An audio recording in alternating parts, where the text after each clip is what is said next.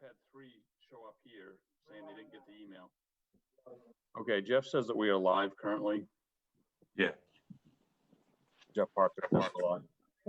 Anyway, I've had 3 committee members show up here, and then they just realized, oh, I got an email.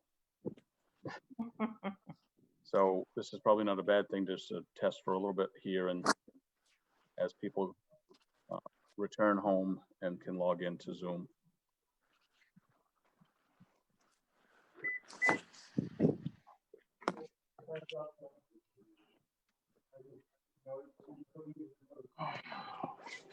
It didn't come.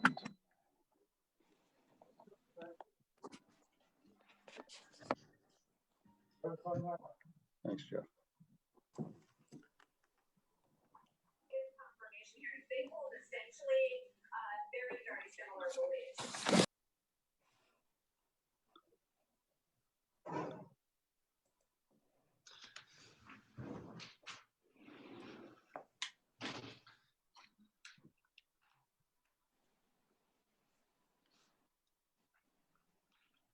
Hello, Denise, and hello, Jeff.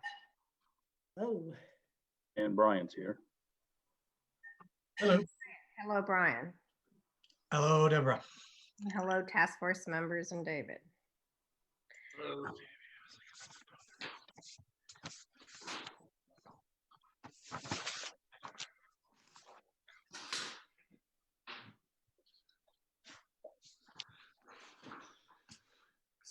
So, Bill, how about if we get going and we have, we can just do some preliminaries and so forth, and hopefully within the next few minutes, we'll have more task force members join us. Yeah, and we do have some that I see that maybe aren't using video, so they're not showing up in the gallery because we have 13 participants listed. So Okay. they're starting to join. So yeah. Okay, so I'll call the workshop together now, not to order because it's not really part of the select board meeting. It's a workshop, and we have Terry Dewan with us, which is great. Terry, thank you very much for joining us. My pleasure. And the topic, this was to be a joint select board and RES redevelopment task force workshop. We kind of not last minute today, decided that there are some folks that didn't want to participate in person. So respecting that, we decided to go to Zoom. And plus the fact, we know that Terry has some documents to share with us, and there's going to be some documents that we're going to share at points in the select board meeting. Hello, Amanda. So it's going to be a lot easier, more effective for our residents who watch this via live stream to be able to follow what we're doing when we're able to actually put the documents up on the screen, and they can see the same thing that the board and the task force are seeing. Now, the way this is going to work, and for those of you who are not using your video, this is going to be kind of difficult, and that is that Terry is going to do his presentation to us, and while he does that, Bill Post is going to put the documents up on the screen. When you have so many people, it's very difficult to see everybody in the gallery view on Zoom. So we're not going to take any questions and answers during that period of time. Once the documents are no longer being shared, then all of your handsome and beautiful faces come back on the screen. And you're going to have to raise your hand for me to call on you when you have a question. Otherwise, this turns into chaos. So for those of you who are not showing up on video, it's going to be hard for me to see your hand. So with that, I think that's all the preliminaries. Is it, Bill? I think so. And Terry's ready. He's gonna actually share his screen. So okay. As a presentation. All right, Terry. So again, thank you for joining us and sharing your thoughts on with respect to efforts that we're trying to undertake with respect to the RES, the redevelopment of the RES site. We really appreciate your time and your insight. So I hand it over to you. Okay, thank you very much, Deborah, Bill, and everybody else that could join us this evening. It's wonderful to make a presentation and not having to wear my mask. So, what I've done is gone through a lot of thinking primarily about, what does it mean to do a redevelopment of a really significant piece of property on Route 1 in one of the most beautiful communities in Maine from my perspective. It's a challenge, it's a great creative opportunity. And what I've done is started with, well, let me just start sharing the screen and we'll take it from there. Let's see, here's my presentation, and go to here. Okay, I assume everybody knows where the site is and probably very familiar with the boundaries, the location, the corner of West Street and Route 1. Can everybody see this okay? Okay, fine. I don't think I need to go through the 4 principles of development, but one of the first things which I did was to look over the RFQ that was sent out to see what the town's vision is for the property. And I'm a landscape architect. For people that don't know me, our office is in Yarmouth, Maine. I'm broadcasting now from my home in New Gloucester, Maine. We've done a lot of work in the Rockport area over the years, and I think that we know the community reasonably well. And I think that the principles of development that were outlined here in the RFQ are a good reflection of what the community's values are, namely making a significant contribution to the tax base, must be aesthetically pleasing and attractive. Green space has certainly been emphasized, as well as making it accessible for all residents. And the other piece, the last one, not necessarily the least, the town must be an active partner in the development. So in going through these principles of development and also the project vision, I had to put my my landscape architect hat away and put on a developer's hat and ask the question, what is going to make this project successful? What's going to make it so attractive that a really high quality developer is going to want to come to Rockport, invest the time, invest the money, and the energy to come up with something which meets your vision? So in looking at that, that's what I consider to be my assignment for this evening. I started out with looking at the RFQ, and I think it's important to realize this is an RFQ, a qualifications request, not an RFP, which is a request for proposals. And there's perhaps somewhat of a subtle difference, but a request for qualifications really asks the questions, are you qualified? Are you interested in doing this? And if so, what have you done in the past? And what are your big picture ideas? An RFP, on the other hand, would take it to the next level and ask, all right, we know that you're qualified, we know that you're enthused, what is your idea for, and show us some sketches, some plans for what you intend to do here. That's not what was asked for. So the question is then, how do you get to the point of asking people to invest the time and the money ultimately to be willing to go to the RFP process? I've taken the project vision. There were 8 different points that were listed.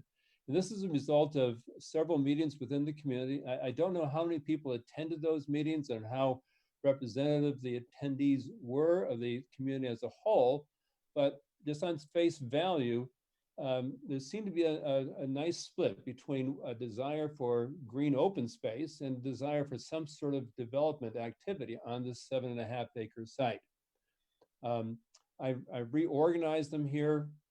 The overall goal is to have a minimum of 20% green space.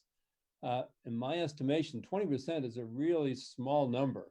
I would have, I think I would have been more anticipating the number in the 40 to 50% as a type of an allowable green space or ideal green space to be looked for. But the RFQ said you wanted walking paths, connectivity, performance amphitheater areas, outdoor plazas, seating areas, and green space accessible for all age groups.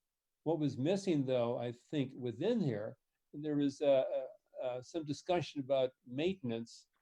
Who's actually going to be maintaining this green space? What part of this development is going to be the responsibility at the end of this process for the town to take over the maintenance, the programming, the care of the green space?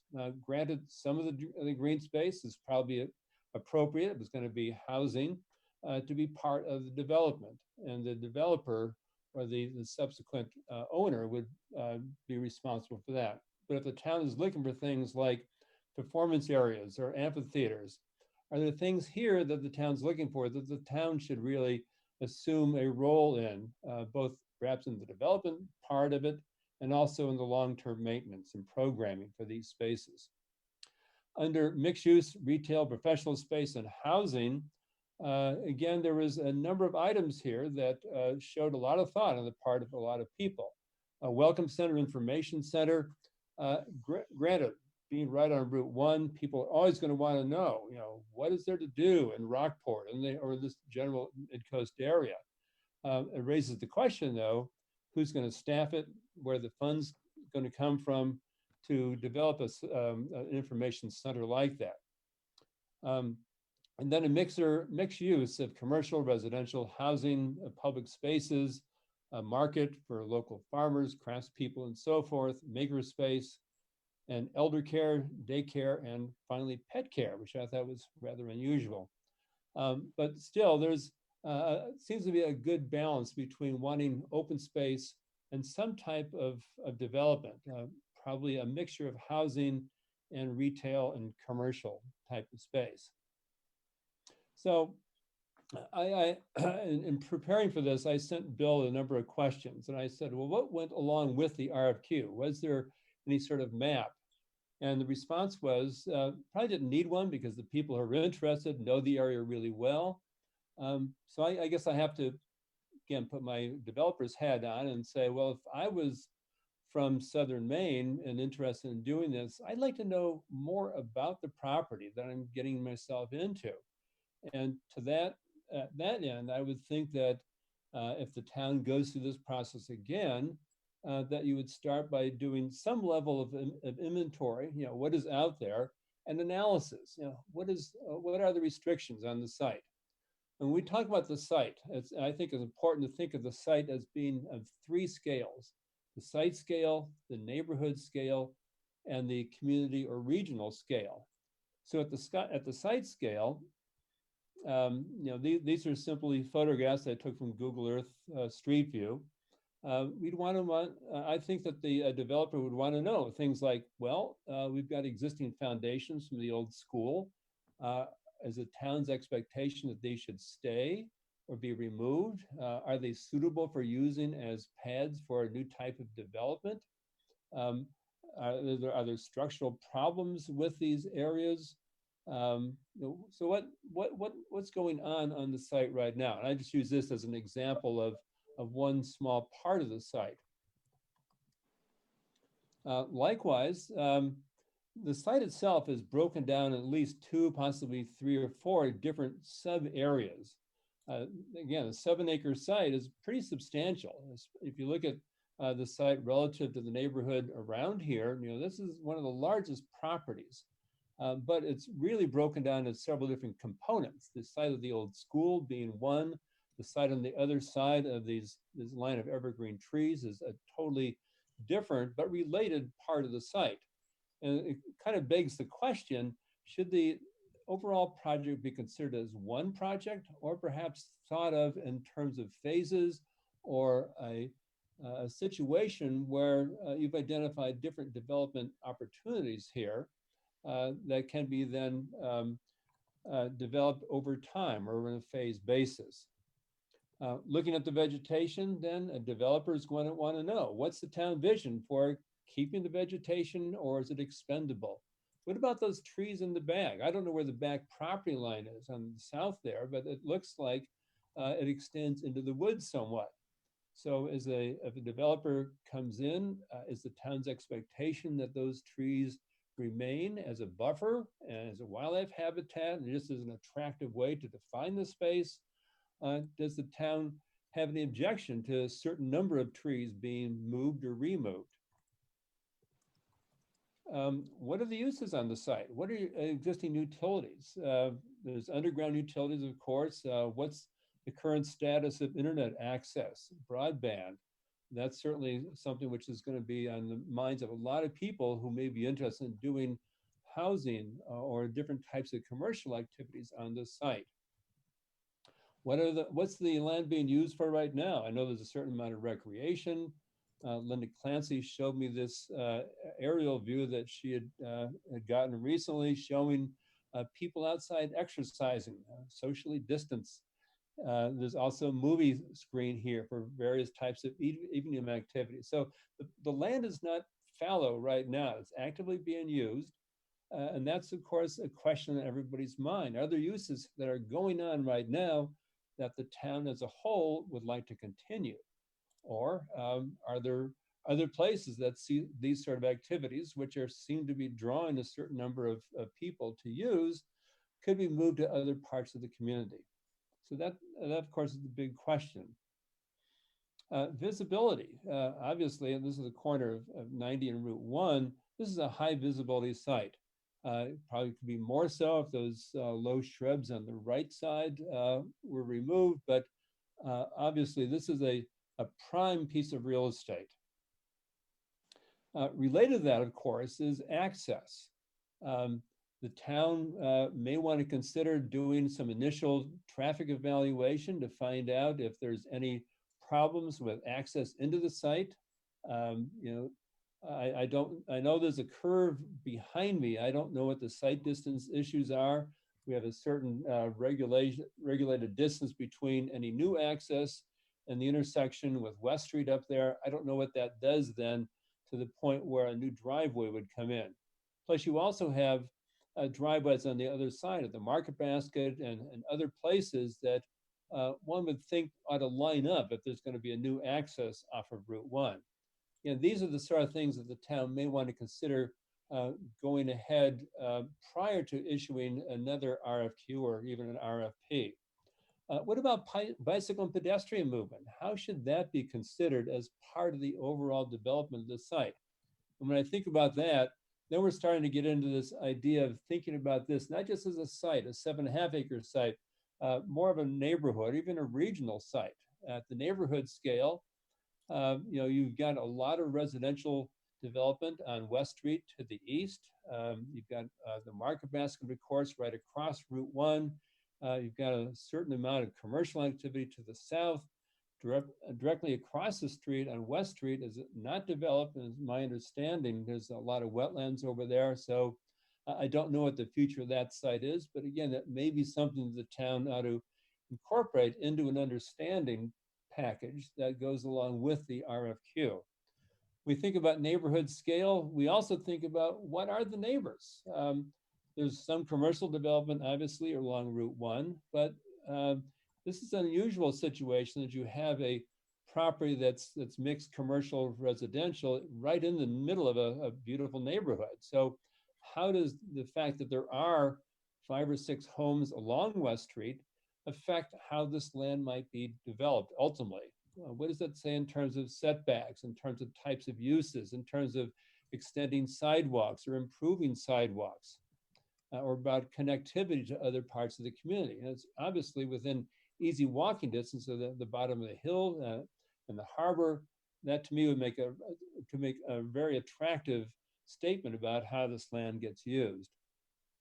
Then last but certainly not least, you know, the community and regional scale. What does this site represent in terms of meeting potential needs that are in the community? And by needs, I mean, let's talk about housing. Now, what are the needs that the region sees as going on right now? I know there's some workforce housing being proposed very nearby this site. Are there other types of housing for senior citizens, for extended care facilities and so forth that the town might be very interested in looking at because there is a demonstrated need? I know the RFQ just said housing on here, but that certainly leads to a lot of different questions. And it'd be nice to think that the town had some idea what would be an appropriate type of use for the site. If it's going to be looking at single family housing, then there seems to be a restriction of 20,000 square feet per lot for a site like this, which means that you might get, perhaps upwards of a dozen homes on the site. Is that the best way of using this site? Or is there other ways to utilize this property, looking at the housing needs for the area? So the RFQ package, I think, was, for the most part, pretty well done. There's some pieces that could have been perhaps a little bit more fleshed out. I did look at it from a number of other standpoints, though, from permitting at the local and state level. And there is a lot of language in the RFQ process. And so I just have to ask the question. The word, the developer should expect a timely permitting process. What exactly does that mean? And the town has access to town planning and design assistance. What type of assistance does a town able to offer? And the last one I thought was very interesting because it's ultimately going to go to a townwide vote. Now, again, developers don't like delays when they engage anybody to start working on a project. As they say, time is money. And if it's going to go to a townwide vote, that means there's a lot of uncertainty. Going into this process, they would like to know that what they're doing is going to be acceptable, it's going to be attractive, it's going to be enthusiastically received by the community. And when it goes to townwide vote, they'd like to think that they're going to get the thumbs up. They don't want to say at the end of the process, boy, I wish I had done something differently if the vote goes down. So I think that's a very sensitive area in terms of what a developer is going to be looking for and how they're going to be reacting to this opportunity. At the state level, and I think that I'm right here, is that because of the nature of the site, the fact that it's 7 acres and there's a possibility here that there could be a combination of buildings, parking lots, roads, paved areas, et cetera, that could occupy a ground area of excess of 3 acres. There could be a requirement from the DEP to submit a site location of development permit application. Well, this isn't the end of the world. It takes usually about 6 months to get this type of an application. I sort of wonder, though, is it possible for the town to, again, expedite this process somehow, to talk with people at the DEP to find out what's their take on the development of the site. If the town, for example, were to divide it into multiple pieces, each of which was less than 3 acres, does that mean then that we would avoid the site location permit application process? Or is there at some point going to be a trigger that says, well, this is all part of a common scheme of development, and somebody's going to have to fill out the site law application? I think it would be worthwhile to meet with the people at DEP up in Augusta and to find out what would they be looking for in terms of a state permit, and what should the developer anticipate having to do for such a project. There may be a traffic movement permit if it's going to generate a certain volume of traffic. Again, that could be anticipated ahead of time, and the town may want to think about engaging a traffic engineer, at least to start thinking about what would it take, what are the things that the DOT would be looking for in terms of evaluating a project like this. Another interesting thought that I had, a market analysis. Again, the request on the part of the town that you would like to see housing of some sort, plus retail of some sort, or some sort of commercial development, sort of begs the question, well, what is the town's needs right now? I don't know if the comprehensive plan has identified what housing needs might be in the community, but I think it would be worthwhile to at least talk with a market analyst, someone who knows real estate. Maybe it's somebody in the local community, people who know what the local markets are. But again, we're not talking just a local market. We're probably talking more regional. And what is the regional needs right now? And how has the pandemic affect needs? I know that, I've just doing a little research prior to this, looking at articles locally and also in the New York Times.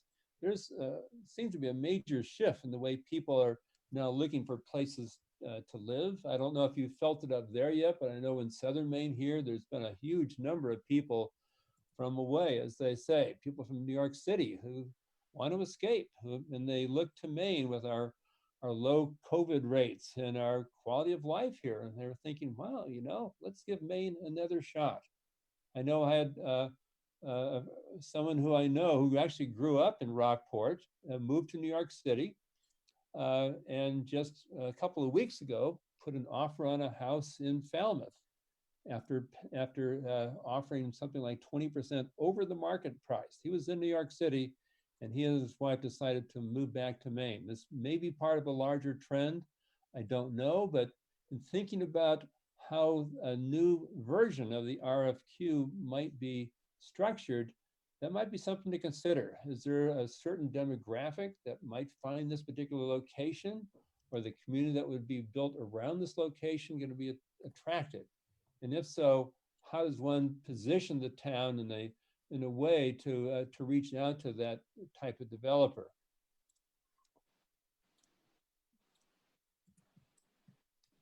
Again, I just clipped this from the web, but remote work, more people opt to live and work in Maine, especially during the pandemic. I know certainly my kids are going through this right now. And I personally have not been in my office in Yarmouth to work since March, and we seem to be doing just fine. And what does that say then about the future of office building development, about perhaps housing that has offices built in? Are there things that ought to be considered as we go through this process to make it attractive, not just for now and in response to the pandemic, but for what's probably going to happen in years to come? So I put this word master planning out here. Here we have a 7-acre site, and gets back to, as George Bush used to say, it's the vision thing. Now, what is the town's vision for the site? And has that changed over the last couple of years since you went through this process initially? So in developing by a master plan, I mean, not necessarily saying to the developer, this is exactly what we want to see here, but helping the developer come to some ideas about what would fit into the community. And knowing that there are a lot of pieces that have to be considered here, both geographic pieces and circulation pieces, and natural resource pieces, and neighborhood consideration pieces, and utility pieces, and so forth. How are those all fit together on this wonderful site? Are there opportunities for multiple development entities to take charge here? Do you want to have one entity responsible for the entire 7 acres, or do you want to identify different nodes of development? Perhaps there's housing one place, there's commercial development another place, there's some other type of manufacturing component. And if so, how do they all relate and interrelate? How would it be developed in terms of phases? What role does the town play in overseeing such a development program? The other option, of course, is to say, hey, here's 7 acres. Let's see what we can get, and have the developer show how they are going to go about doing this sort of development in a way that meets the town's vision. And that, of course, begs the question, what is the town's role in the development, both from a review and assistance to a developer, and then later on in the development of some of the open spaces, the maintenance of open space and amphitheaters, trails, and so forth. I don't know how much you want to go back to the community and say, we've done a really good job initially. We have a good idea of what the town as a whole wants to see here. But if the town were to think about going back to the community. I'll show you an example of what we consider to be a visual preference survey. And by that I mean, in the town stressed in the division an emphasis on aesthetics and making people feel welcome as they come in here.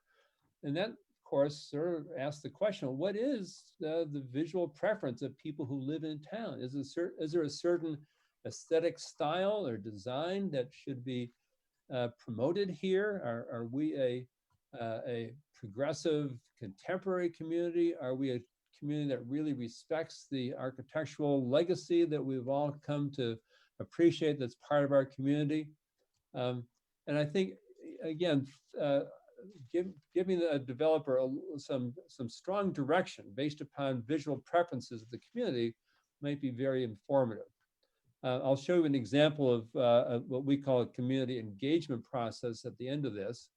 The town may think, after doing a master plan, that people somehow don't read plans real well. It may be informative to develop a three-dimensional sketch of what this might look like, so people could, like in Google Earth, walk through it to see how it relates to people driving by. And what's the first thing that you see as you come up 90 and you come to the intersection there? What should be the focal point for the area? And lastly, the master planning thinks about the design guidelines. Our office has done a lot of design guidelines and peer reviews over the years. We tend to look at the guidelines for site development, for architecture and buildings, the landscape treatment, signage, lighting, all the components that go into a development like this. So the town is really the one that's, shall we say, calling the shots here, or at least giving the developer a sense of what's going to be appreciated and anticipated, and likewise the things that the town is not going to feel comfortable with. Let me show you an example of what we did in Thomaston more than a few years ago. It was 2008, I believe. You may recall, well, unfortunately, it still pretty much looks like this. You probably recognize this on Route 1 as you come into Thomaston. This is the site of the old prison.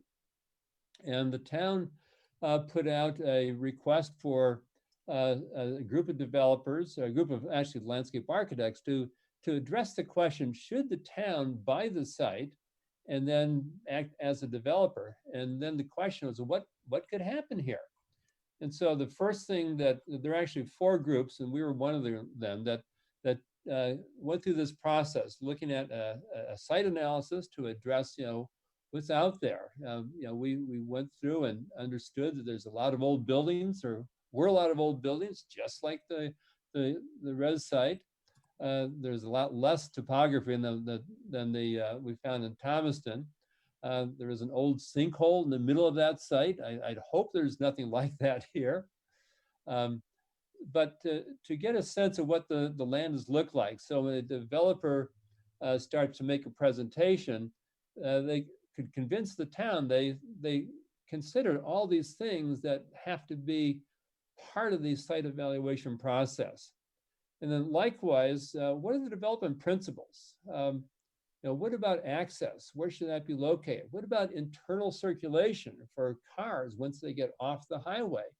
Where should parking be located? How should parking relate to people's views from the houses and Route 1 and Route 90? What types of mixes of uses should go on here? What about the public face? Again, in this particular case, in Rockport, what should the face of Route 90 and actually West Street and Route 1 be? Should it be mostly trees to hide the development, or should there be something else that establishes a very strong presence on the street? Open space, clearly that's a component here. And last but not least, the relationship to the neighbors. How does this all work together? And there's probably not too many views, but I'd like to think that people who are on the res site are going to appreciate what's done there, and it's going to be a very attractive place to be. So let me go back one, I think. When we were asked to do this, the project in Thomaston, the charge was to come up with two different ideas to show how this land could be developed. Unfortunately, this plan is just flipped upside down the last one. Route 1 is on the bottom of the screen here now. The St. George River is on the top. Anyway, we came up with two very different ideas. This looks at a mixture of a municipal building complex. These are things that the town said that they were interested in looking at, and how could these things be accommodated onto the site, mixed use, infill, and other types of uses around the common open space there. You may recall there was right in the middle here, there was a big old quarry, and that had to be worked into the design. Another totally different type of feeling, using the same type of uses to show how parking and buildings could relate with a new street and circulation pattern, a lot of open space, scenic overlooks and so forth. But just to give people an idea what might be possible after we knew a lot about the site. Now, what's happened? Our team, I think our work was very much appreciated. We then teamed up with a developer who was given the opportunity to develop the site. Unfortunately, it was back several years ago when the economy was sort of tanking and the project really didn't go very far. Let me enlarge this a little bit. And what's happened today, I saw just recently that Avesta Housing is now looking at a 48-unit housing development. Here's on the lower left here, this is the state prison's showroom. And so it is going to be used. It's, I don't know how much of the original principles that were established here are being followed. Certainly there's not parking right on Route 1. There's a new road system that's going in as part of this. But it sort of begs the question though, should you be looking at the entire property to be done all at once, or should it be broken up into discrete pieces that might attract a housing developer in one place and a commercial developer in another place, or somebody else that does mixed use development? Totally opposite of this. I asked myself, well, what's an example of a comparable size project? This is in South Hadley, Massachusetts. Now this is, and I'm also almost embarrassed to show you this because it's certainly not Rockport, Maine, but it's about the same size. It's about 7 acres of land. And apparently there had been a big fire in the downtown area that pretty much destroyed the downtown several years ago. And the people in South Hadley decided, well, we need something which is going to be a place for commerce, a place for entertainment, a place for people to enjoy open space with some amount of parking to service all this. What might happen? And so the place is called the Village Commons. And I just show you this because it's a rather distinctive place. It's got a face on a major highway, maybe similar to Route 1. You've got parking on the street, which you probably may or may not want to have here in town.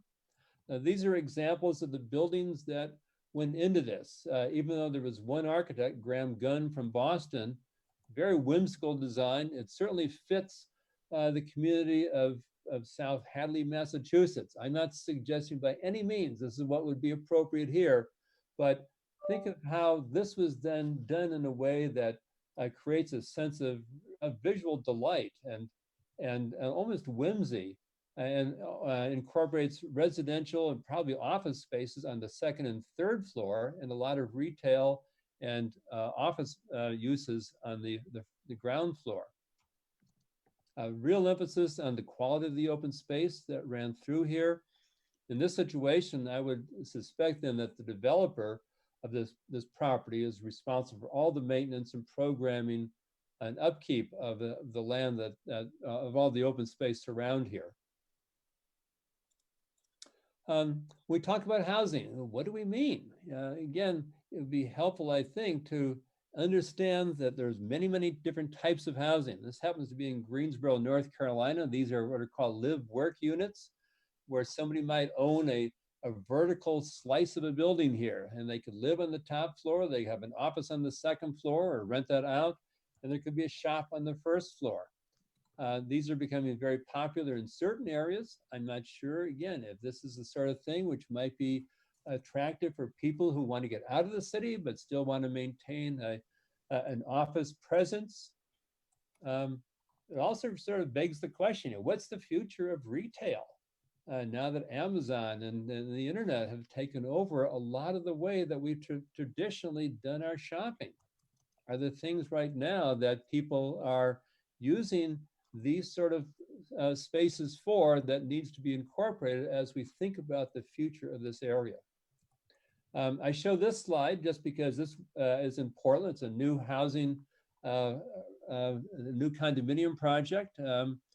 It's striking in its form. It's very contemporary. Again, I don't think that this particular piece of architecture would necessarily belong in this site, but sometimes in developing design guidelines, it's helpful to show what you like and perhaps what you may not like. Some people may like this. They're beautiful spaces on the inside. It just won a big award from the American Institute of Architects.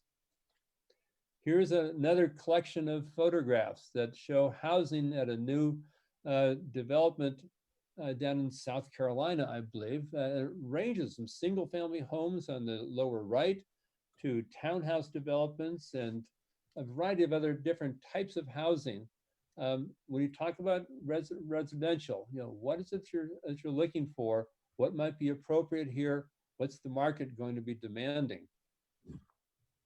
Again, I show this is from Victoria, British Columbia. This is a piece of architecture that's part of a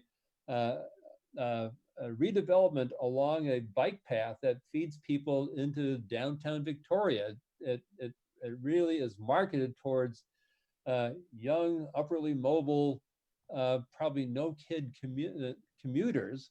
In fact, you'll see a lot of bicycles parked on the decks out here. If somebody had an idea like this, would that be appreciated? And lastly, this is in Ion, I-O-N. It's a new community in South Carolina. This is brand new. To look at it, you'd swear that this village, this is the village center of a large new urbanist community, has been there for 100 years or so. But these are all brand new buildings. Probably offices on the second floor that could be residential, but the forms are beautiful. There's a nice, the buildings themselves form a three-dimensional space that has a focal point open space in the middle. It's important, I think, again, speaking as a landscape architect, that whatever is done is thought of as creating spaces, as creating real identifiable places that have a certain character unto themselves, but also relate to the larger community. And I think this is probably a really good example of what can be done with a lot of attention to circulation and landscaping and the scale of buildings. And I think the last slide I have, I know this is an experiment here. Okay. Now, this is an example of community engagement. By community engagement, I mean that traditionally when we have projects like the one you're working on right now, you get together a lot of people, typically somewhere between 50 and 75 people will show up. There's usually food, it gets a lot of discussion. People break up into small focus groups and talk about what they like and what they don't like. Well, that was then, and we're in a different mindset right now. We're not doing small scale community engagement opportunities anymore. This project in Bath, we had the opportunity to work with the community because we were asked to redesign this intersection, the corner of Elm and Front Street, right in downtown Bath, and we came up with a number of alternatives. So we wanted the community at large to tell us what they thought about it, and do they like one option or another, and then respond with the written comments. Well, again, typically you get, our average has been 60 people at any one meeting. We had over 1,000 people look at this presentation. It was online for a month and a half or so. We had 240 people take a survey, which gave us tremendous input into what the community as a whole liked and they didn't like about this. And just to show you what goes on here, this is what this area looks like today. Again, thinking about what could be done here in Rockport. be easy to show existing photographs, and then begging the question, why do we redesign? Well, there are some issues here. We do these to help people understand what the planning process is all about. We provide them with plans to show people what the area could look like in the future. Again, more photographs of what some of the problems are that we're trying to address with crosswalks and city areas and so forth, and parking, and then coming up with different solutions. And excuse me, Terry, are we supposed to be seeing something on our screen now, or do we just? oh, I'm sorry. Let me start again here. I have to stop share, and I have to reshare. Thank you for telling me that. Okay. Okay, now you can see that. Yes. Thank you, Denise. I didn't realize. Okay. All right, let me backtrack a little bit. You heard my patter here. This is downtown Bath. Totally different type of a project, but the process is what I'm interested in talking about here. Again, in this era of pandemic and not wanting to or able to get together to talk one-on-one, the next best thing might be to walk people through so they have a real solid understanding of what some of the issues are. And so raising the question, why redesign this particular intersection? Why redesign the res site? And again, people just simply click on a button on the right side there. These are the sort of things that are the attributes of a site right now. This is the focus area that we're dealing with. In fact, in this particular case, there happened to be two areas that we focused on. On Elm Street, there was a need for different configurations for parking and for arrangement of open space. And we came up with a lot of notes here that help people understand the process that we were going through in terms of crosswalks or parking facilities and so forth. And then we gave people a number of options to show how parking could be rearranged.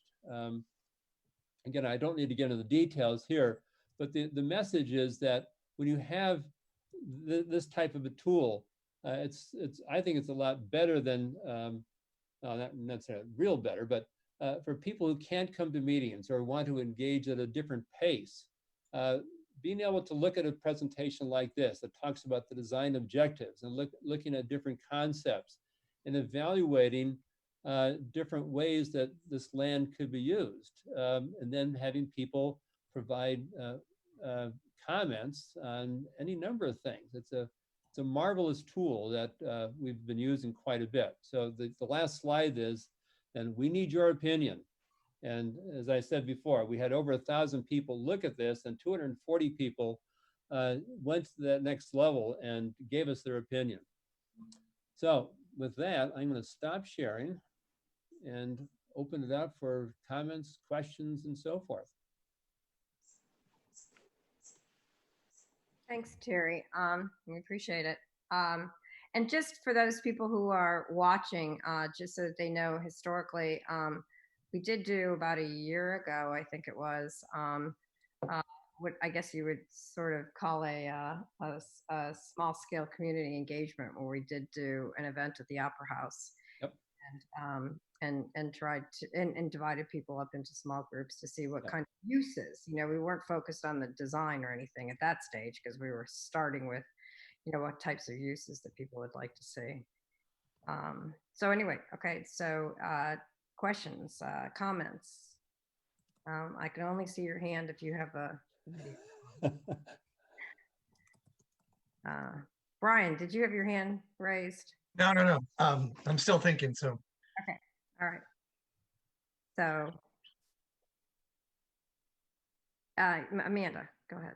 Hi, I'm Amanda, and I'm part of the redevelopment task force. And this is just so incredibly valuable and educational. And I am just so grateful for all the time that you put into to looking at the town's RFQ and finding analogous sites and giving us some guidance. So thank you for that.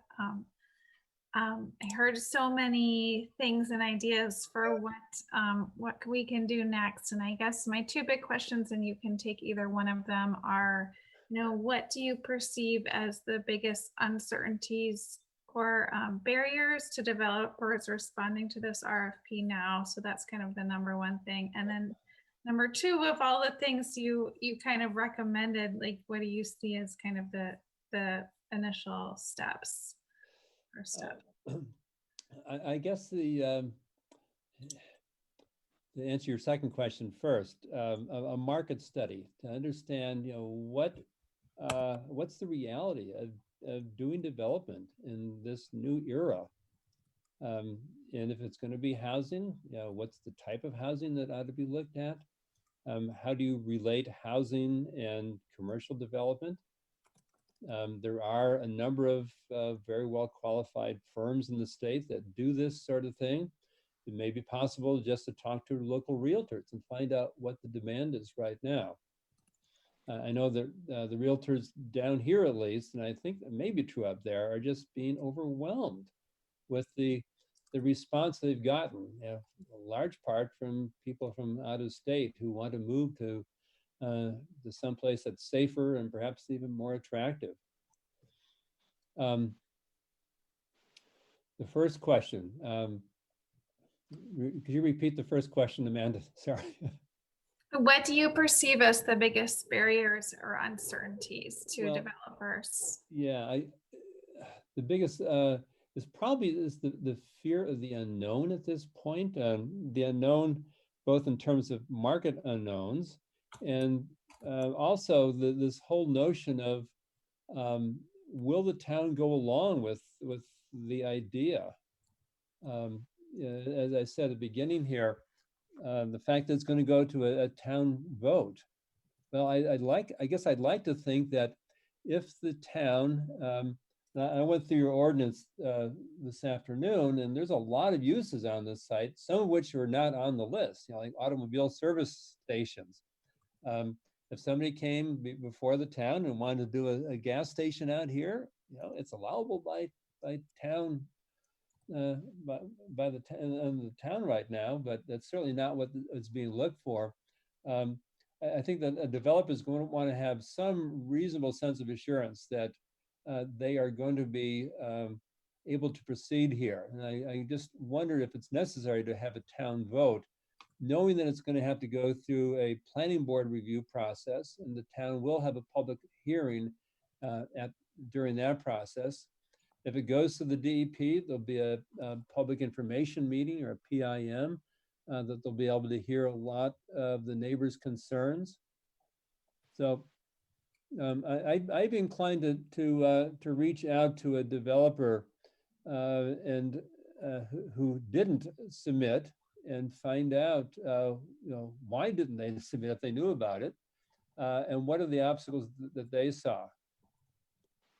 That's a very interesting, good idea, Terry. And we will look at that. We obviously want, as much participation by residents as possible. But as you noted, there are certainly various forums in which that can take place.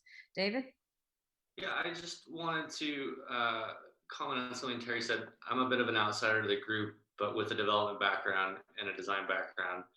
And just kind of looking at this a little bit impartially, but given all of the challenges that Terry mentioned with a town vote and other things like that, what are the incentives the town is willing to put forth to attract development? Because alone, if that site was on the market, it may or may not garner attention. But when you put all those other restrictions on and a town vote and the scrutiny that's going to go into it, there's got to be something for the developer that's going to get them excited about it. And then it has to work from an economic standpoint for that developer, regardless of what the town may or may not like to see. It still has to make sense economically. So I think that's another really important thing.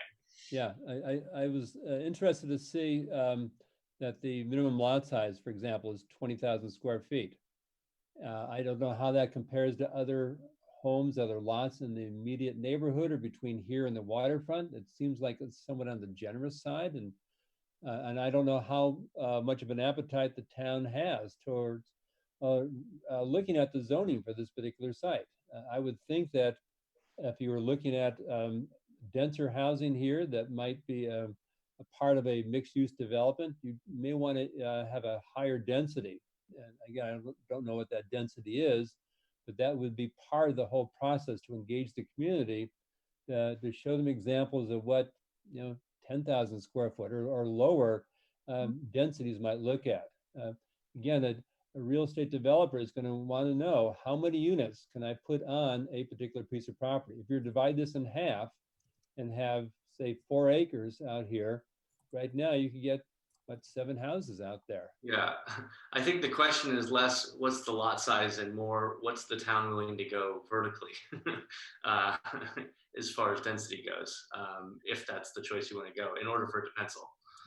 And I think that during that engagement process, there was a recognition that we needed, we obviously need workforce housing. There was a recognition of, that being potential, some condos and so forth. So I don't really think that anybody has, at least in the discussions that I've been in, I don't think anybody's been thinking single family, but obviously we do, we have to address density. Mm-hmm. And I think that some of the things, it's really interesting to hear some of your comments, because I know that some of the, in some of the meetings that had previously taken place over the last couple of years, some of us sort of wanted to get into that whole idea of visual preference. I mean, we obviously didn't call it that, but I like your reference to that, because clearly it's important to the town, to the residents, what that area would look like in terms of style and all. And I know that when we were bringing up those kinds of things, we were basically being told, that's, you have to do the RFQ first, and you want to keep things open for the developer. But what I'm hearing from you is we need to put more meat on the bones, and we need to give a little bit more direction now, not later, perhaps. Yeah, and what is what's the town's willingness to do certain things? Is the town willing to do a market survey? Is the town willing to spend a certain amount of money on development of open space? Or should that totally be the responsibility of the developer? Yeah, I think the other question is, does the town plan on contributing the land free and clear, or is there going to be a cost associated with it? Because I think that's a big factor in whether or not a developer will be interested. Yeah.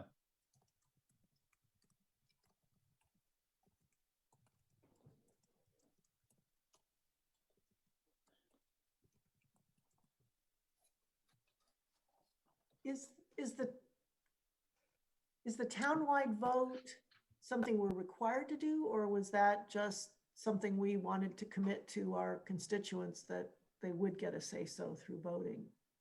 I think there was a sense that I mean, we were told that was necessary, and I think that, and I think, Bill, please jump in here.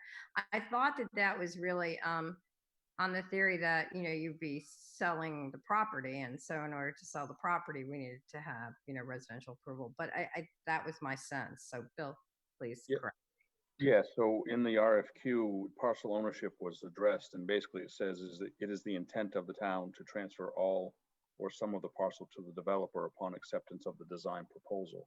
So in order for the town to do that, the select board doesn't have the authority to do that. It has to be a town vote to transfer the ownership, and that's why it would be a town vote. And that always is a risk. Just to update Terry, I know he mentioned the Thomaston Green project that they worked on. Thomaston just had their town meeting earlier this month, and there were 2 proposals for that redevelopment for the Thomaston Green, and they both were voted down by the town. Oh, really? Yeah. So one of those was workforce housing. What was the other proposal for? The other proposal was for like a boarding house use. And I know there had been one for a dollar store, if I recall, a couple of years ago. Yeah.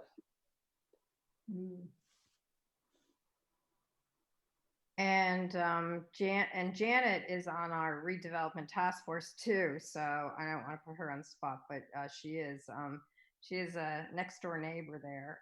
In fact, I think that you had her house up on the screen.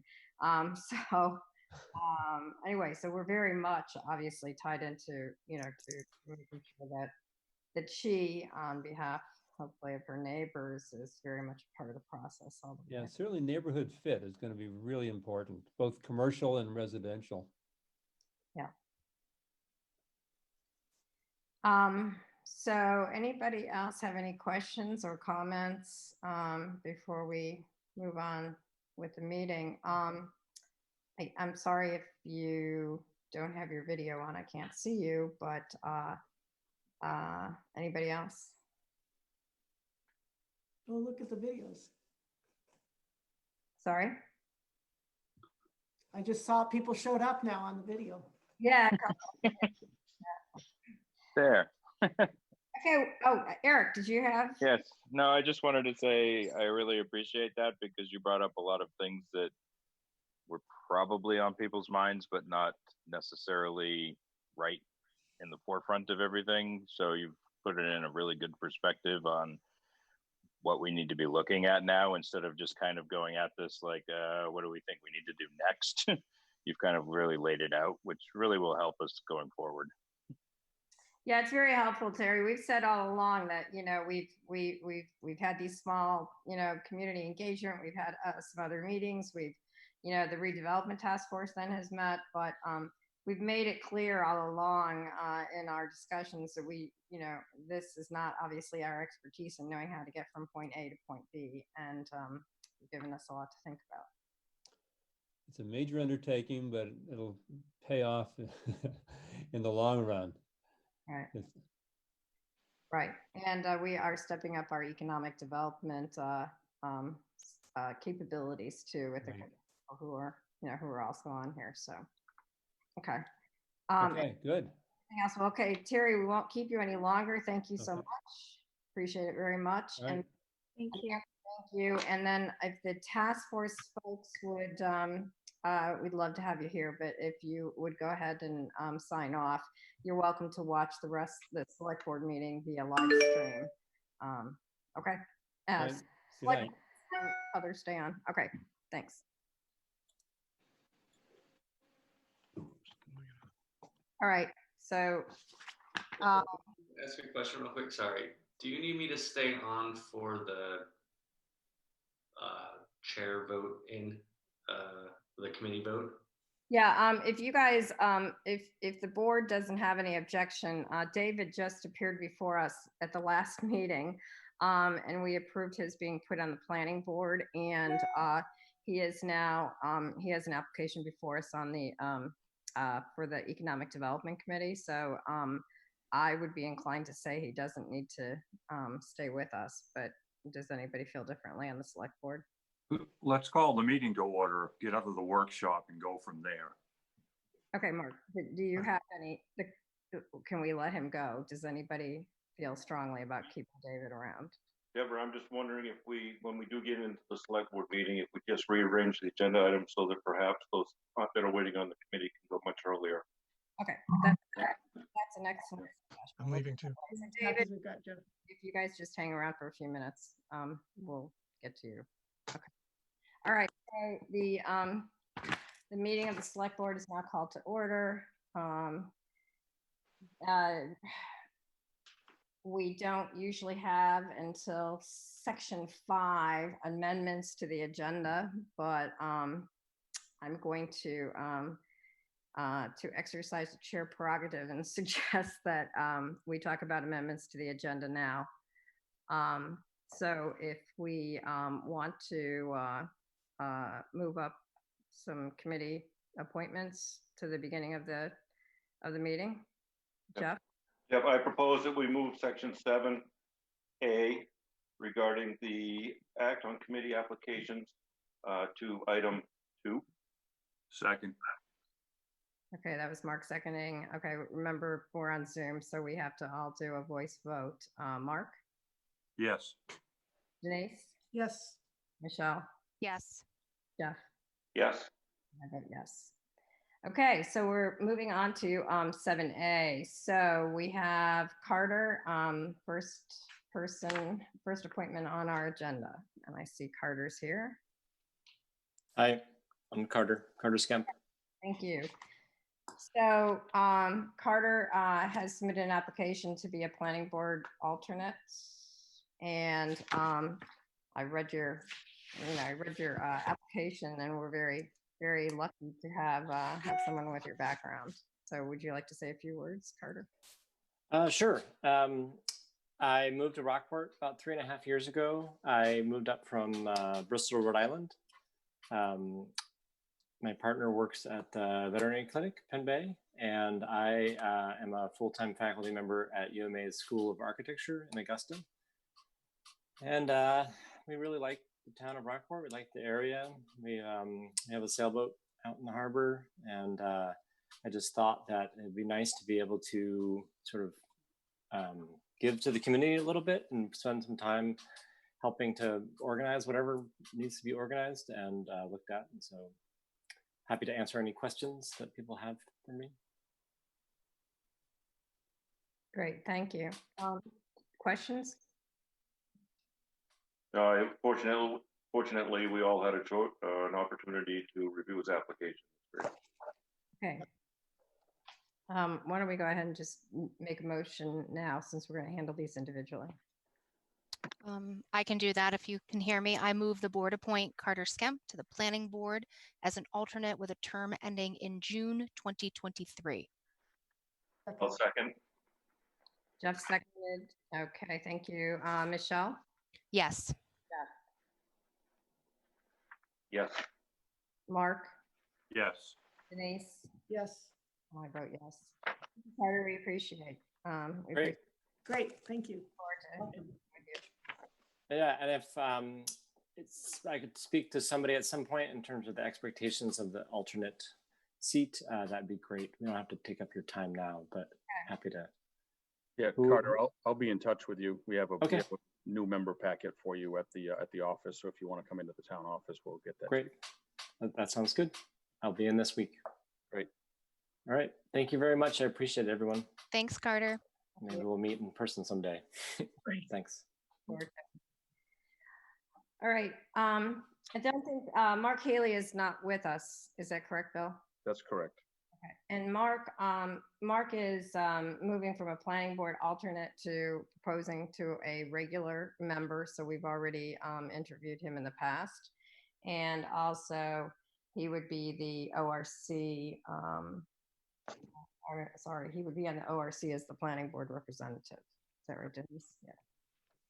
So if somebody would like to make a motion along those lines. I'll do that. I move the board appoint Mark Haley to the planning board as a regular member with a term ending June 2023 and to the ordinance review committee as one planning board representative. Second. Okay, Mark seconded. Thank you. Michelle? Yes.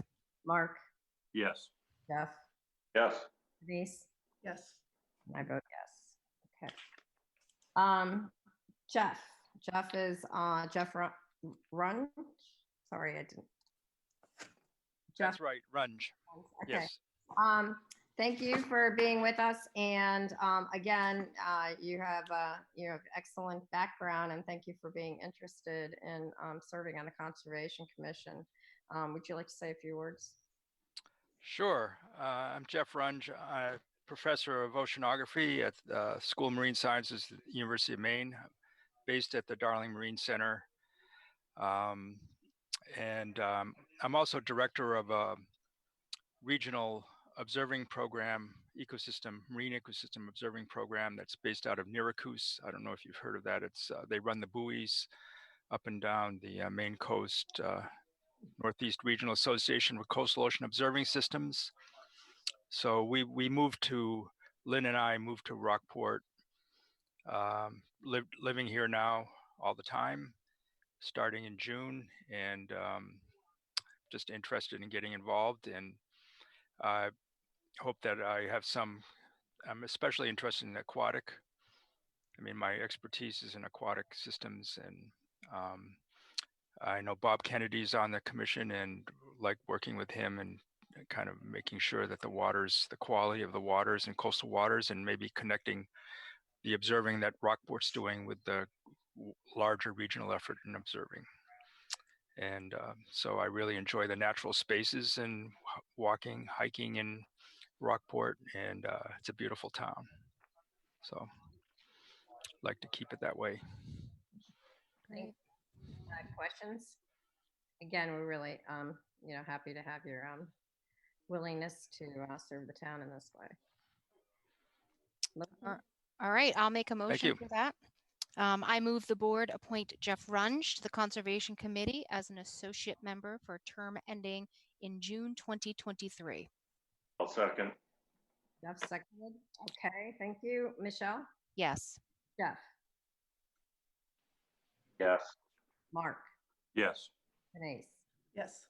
And I vote yes. Thank you, Jeff. Thank Jeff, you. Yes. Jeff, Mark Kelly here is a forenote before you go. We have a meeting, I think, coming up on the 8th of October at 5 o'clock, and it's a Zoom, I believe. Yeah. And if you weren't aware, maybe we can get you hooked up through Diane at the town office so that you can participate should you choose. Okay, 8th of October, at what time? 5 o'clock, I believe. I 5 don't have my p.m. notes with me, but I think it's 5:30, somewhere in there. 5:15, Right. Mark. But thank you. Should be good. And Jeff, if you stop into the town office, we have a board member packet for you too that has the bylaws and all of that sort of material for the conversation. Okay, great. Thanks. Okay, thank you. Thank you.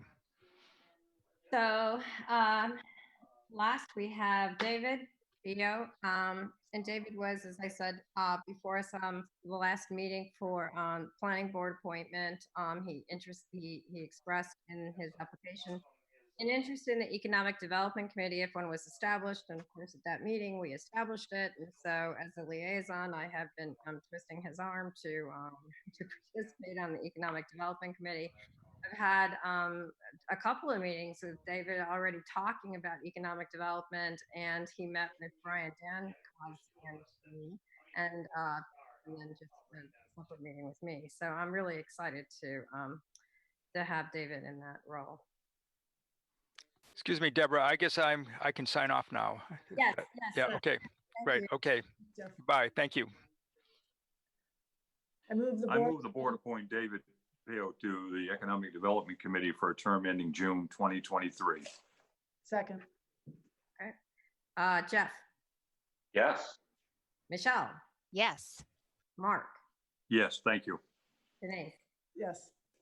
Okay, and I vote yes. Thank you very much, David. Appreciate it. Good suggestion to do this, and so you guys don't have to hang on. Yeah, no, thank you. Appreciate it. You guys have a good night. Thanks. All right, so let's return to the agenda in the proper order.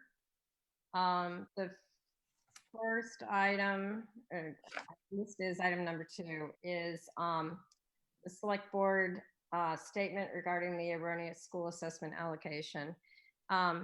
Bill is going to address this, but just in as a preliminary matter, let me just say that a lot of what the select board has to do concerning this litigation that was filed, has to be done in an executive session. We appreciate the fact that residents want to know what's going on, and this is a statement that the select board put together toward that end. And I know it's been published at least in the Penn Bay Pilot, if not other media outlets. But go ahead, Bill. Yeah, and I just wanted to add to that the board had met in executive session on September 22nd. And at the end of that, when they came out of executive session, they voted to adopt this statement. So I'm simply going to read it so that it's into the record and so that people that are possibly listening on live stream hear it. So this is the Rockport Select Board statement regarding the erroneous school assessment allocation. On August 28, 2020, the town of Rockport filed a lawsuit against MSAD number 28 and the town of Camden seeking damages, interest, and attorney's fees for multiple year overpayments made by Rockport to the school district. These overpayments reflect amounts that should have been paid by Camden taxpayers and were charged to Rockport taxpayers in error. Although Rockport hopes to work with Camden and the school district to resolve this dispute amicably, Rockport acted prudently to take the action it did when it did in order to fully protect the town's rights and avoid any suggestions its claims are not brought in a timely fashion, which might have affected Rockport's ability to recover the full amount owed to it from the school district's erroneous assessment. The formula applied to determine each town's share of school district assessment is established by state law, and while complex, it should be well understood by the school district officials whose job it is to apply that formula. It was the school district's responsibility to know that property valuation is a key component in that formula, as acknowledged in a July 29, 2020 letter from the school district's attorney, William Stockmeyer, to superintendent. That letter clearly set forth what we all now know for certain, that the overall property valuations of the towns of Rockport and Camden must be taken into account in determining the annual amounts owed by Rockport and Camden, not just the number of pupils. The superintendent has recently stated that Rockport taxpayers have been overpaying their school obligation dating back to at least 2009. Although the school district has suggested that we should only fix the problem going forward, Rockport disagrees. It is the responsibility of the Rockport Select Board to recover the full amount of overpayment that Rockport taxpayers have made plus interest. Parenthesis, the corrected error for the coming year alone will result in Rockport paying $490,580 less than the school district's business manager advised Rockport in June that it would owe, close parenthesis. This error on the part of the school district, by their acknowledgement, made for more than a decade, has caused Rockport's mill rate to be higher than it should have been, has inhibited various Rockport select boards from making infrastructure maintenance and upgrades, and has overall added stress on a budget for which more than 65% goes to the school district, even without overpayment. Although the superintendent has credited the school district's new business manager and herself with finding the error this summer, the facts reveal that the superintendent was aware of concerns several years ago but disregarded them.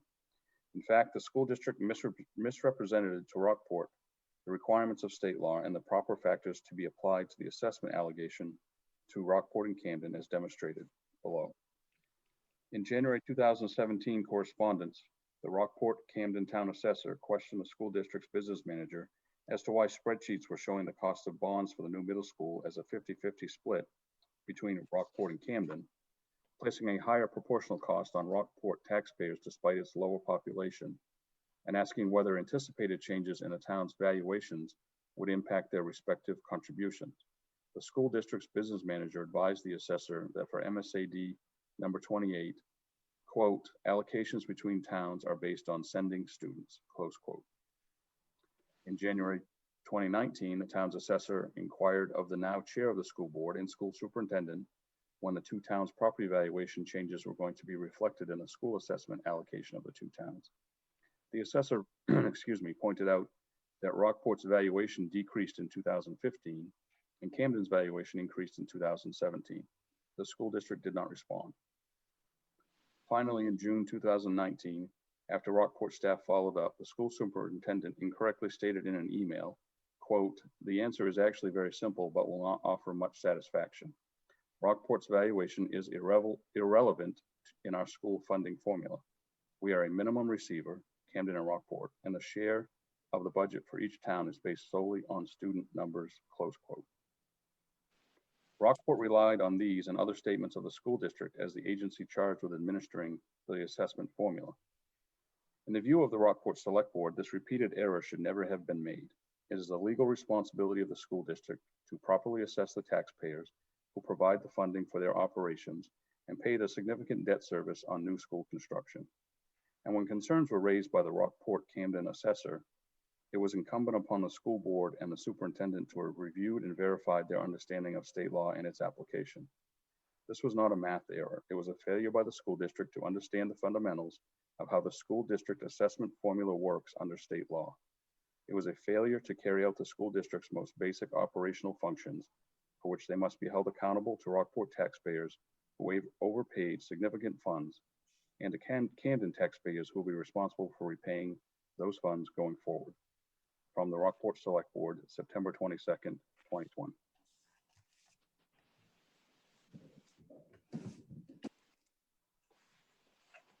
You're muted, Deborah. Thank you, Bill. It's not our intent to comment further on this. That is our statement. So the next item on the agenda is the manager's report, Bill. Yes, so the LED streetlight project is almost complete. As of last week, September 23rd, 216 of the 248 lights have been installed. There have been some issues with accessing some of the lights because of the cars that have been parked underneath them, mostly in the village. Those since have been rectified. Public Works placed some barricades to block off some of the parking spaces so that the company, the installer, could come in and get those lights installed. There are also some other areas where they've had complications and they'll need assistance from Public Works to assist with traffic control, and that'll be handled as well.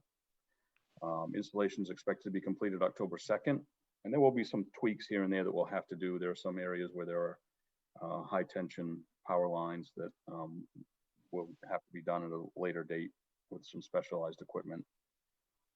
And I will say that I've received several positive comments on the new lights from residents. And since I've written this, more than one resident on Warrenton Street has actually thanked the select board for choosing the decorative lights for that street.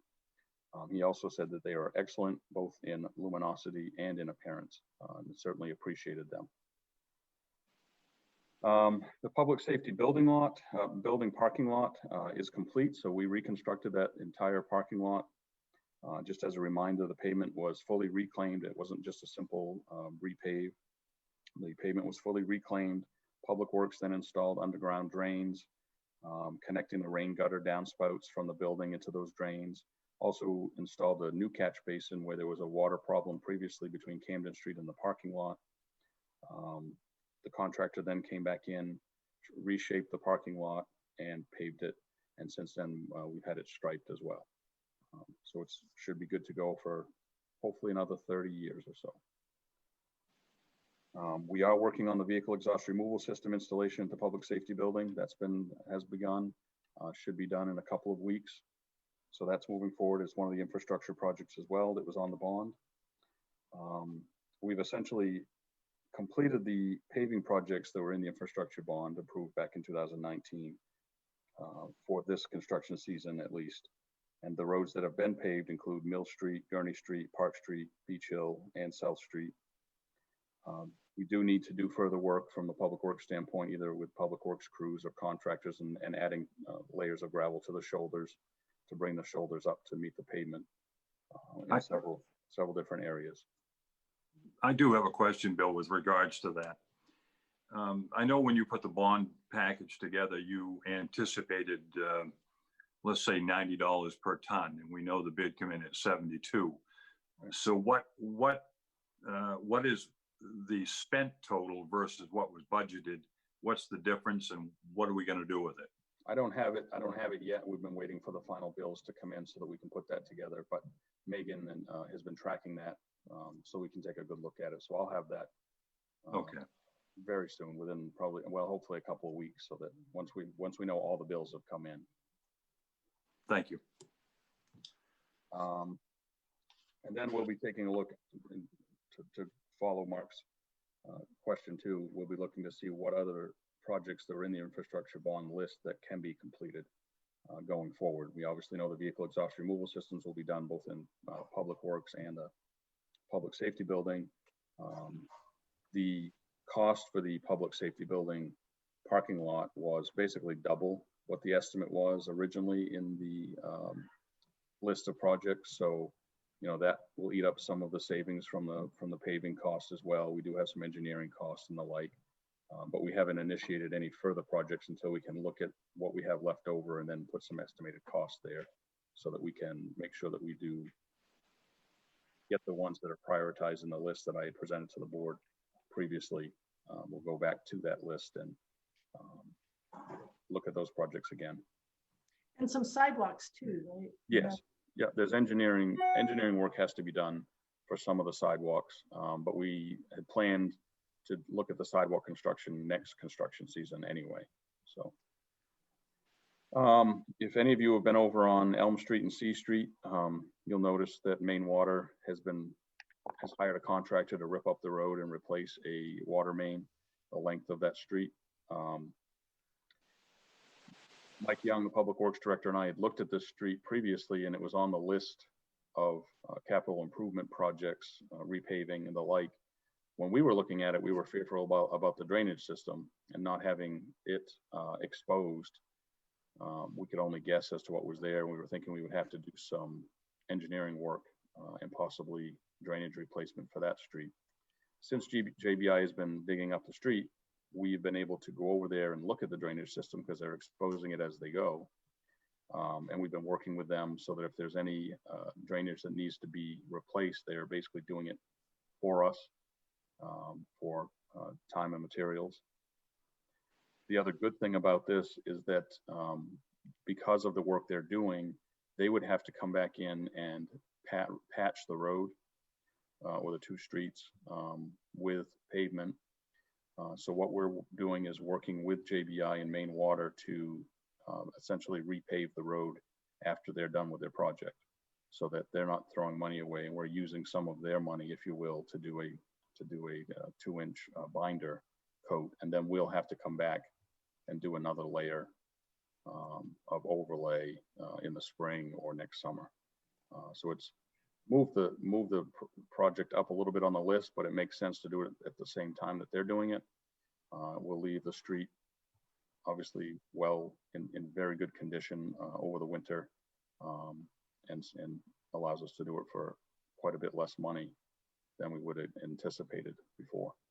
So that's a good thing. At your last meeting, the board had asked me to contact the 3 school board representatives from Rockport and ask if they were available and willing to attend a meeting in October. All 3 have responded positively and said that they are available for either date. So we'll get those on we'll get them on the agenda. I'm not sure if you want them on the 13th or the second meeting, but you can certainly let me know. Yeah, we'll discuss it. And also, you know, I want to make it clear that, you know, this is not, we're in litigation with them. So we're obviously not going to be discussing the litigation. That's not the board's intent, obviously. So, and we appreciate their willingness to come in and talk to us. Yeah, and I did, you know, they would like to know what the topics of conversation will be. So that would be, I was planning on reviewing the meeting last time and seeing what the topics were, but I did have some of them in my notes anyway. So I can send you a couple of questions too, Bill, that was on my mind. Yeah, it would probably be helpful. That way they're prepared. Yeah, that's fine. It's a good idea for everybody to do, to send a list to Bill, and we'll. Yeah, and then have perhaps either our council or others review it just to make sure that we don't cross any lines regarding the litigation process, if it comes to that. That way, we'll know what the agenda items are and the content of the conversation, as will the board rep. Makes sense. I'm going to read a comment from the live stream, just so that it came in regard to the streetlight update that I was providing. So it was just Jim said near Rockville Street and Kimberly Drive, the fixture has been replaced, but still is not working. Wondering to know if it would be fixed by October 2nd. I'll have to check on that. And this is one that is an issue that I'm not sure what's going on with, but I brought it up to our contractor. He said he would like to someday tell me that it works nice, just like the Warrenton Street. So I'm hoping to get that fixed, Jim. And I'll check in tomorrow with the contractor to see where that is. Going back to my report, so Opera House manager Drew Weber and I have been working on a reopening plan for the past several weeks for the Opera House. We did get clarification that we are allowed to hold 50 people in the auditorium for performances. That includes performers, audience members, and staff members as well. We are exploring electronic ticketing options for the Opera House so that people can buy tickets online, can print them out, and then come into the Opera House and they'd be scanned. We don't have that functionality at this point, but we're working on that. And Drew has researched several different groups that would be either soloists or duos, that type of thing, so that we would not have a large performing group to limit the audience. We've also looked at what we would have to charge for tickets based on the cost of those performers and the cost of staff and the like. And so I think we're real close to be able to start lining some performances up. And it actually works pretty well because the Camden Opera House has been offering events on, I think it's been Friday nights. And those are ending or have ended. And so this would fill a gap, I'm hoping, to be able to offer some entertainment choices for residents and visitors. So we're hoping to launch that within a couple of weeks and be able to have some performances at the Opera House. And it also would be nice to have some revenue, but also just give people another opportunity to have some entertainment locally. So Yeah, that's great. the wastewater billing issue. So Megan Brackett, Finance Director Megan Brackett, and I, we continue to work on this issue. We still have not uncovered a systematic issue with the billing on our meter readings. And we have to work with Maine Water, so it's a little bit cumbersome and having to deal with that every time we look at an account. When I say we, I really mean Megan. She's the one that's doing all the legwork on this, and she's been fantastic. She's been in some very difficult conversations with people, but generally speaking, once we looked into their individual account and uncover what the actual issues are, we're able to solve it in a fairly decent manner with them. A lot of it has been irrigation systems that aren't metered and things like that. So we continue to work on it. I want everybody to know we haven't lost sight of this. We will continue to work on it until we can resolve that. Linda Clancy through live stream asked me if does that mean public meetings, including select board, can be held at the Opera House? So I guess, Deborah, if you want to answer that question, I mean, the board has chosen basically they have the choice to do meetings by Zoom, by remote. They can do meetings in person, but doing those meetings in person, they are also allowed on the governor's order to not allow public to attend as long as the public can see and hear the board. And we do that through live stream, obviously. So the board doesn't have to hold the meetings in person. They have been, and as long as they allow the public to be able to see. So it's really up to the board when it comes to that based on the governor's orders. So I don't know if you want to add anything, Deborah. Well, the only thing I would add at this point is that, you know, the board has discussed it a couple of times, and so far the majority of the board has weighed in that they feel comfortable doing the meetings with the board being in person, and those people who, you know, who are making presentations to us and so forth, but not to have it, you know, open for people in the audience, you know, because again, they can weigh in. I know it's not ideal, but none of this is ideal. They can weigh in through live stream and written comments, and we know that, you know, they're doing that. So unless the sentiment of the board changes, then that seems to be the way we're proceeding. I don't see any reason to change. I think, you know, if you choose to go to an entertainment venue, that's, people are making their own choices about the level of risk and who they want to be around. But we're sort of a captive audience as the select board. And if we opened it to the public, we don't have any control over who would be able to come in. And so I don't see I would be very uncomfortable opening it up to members of the public. And I would add too that if we open it up to the public, it's very difficult to try to maintain the 50-person limit as well. And that's part of the reason I know the board has mentioned this before, is that if we have, you know, if we have 5 board members in attendance, then we have myself in attendance, the town clerk to take notes, and then any other potential attendees that may be applying for a committee membership or doing a presentation or something along those lines. It just makes it very difficult for us logistically to try to manage the meeting.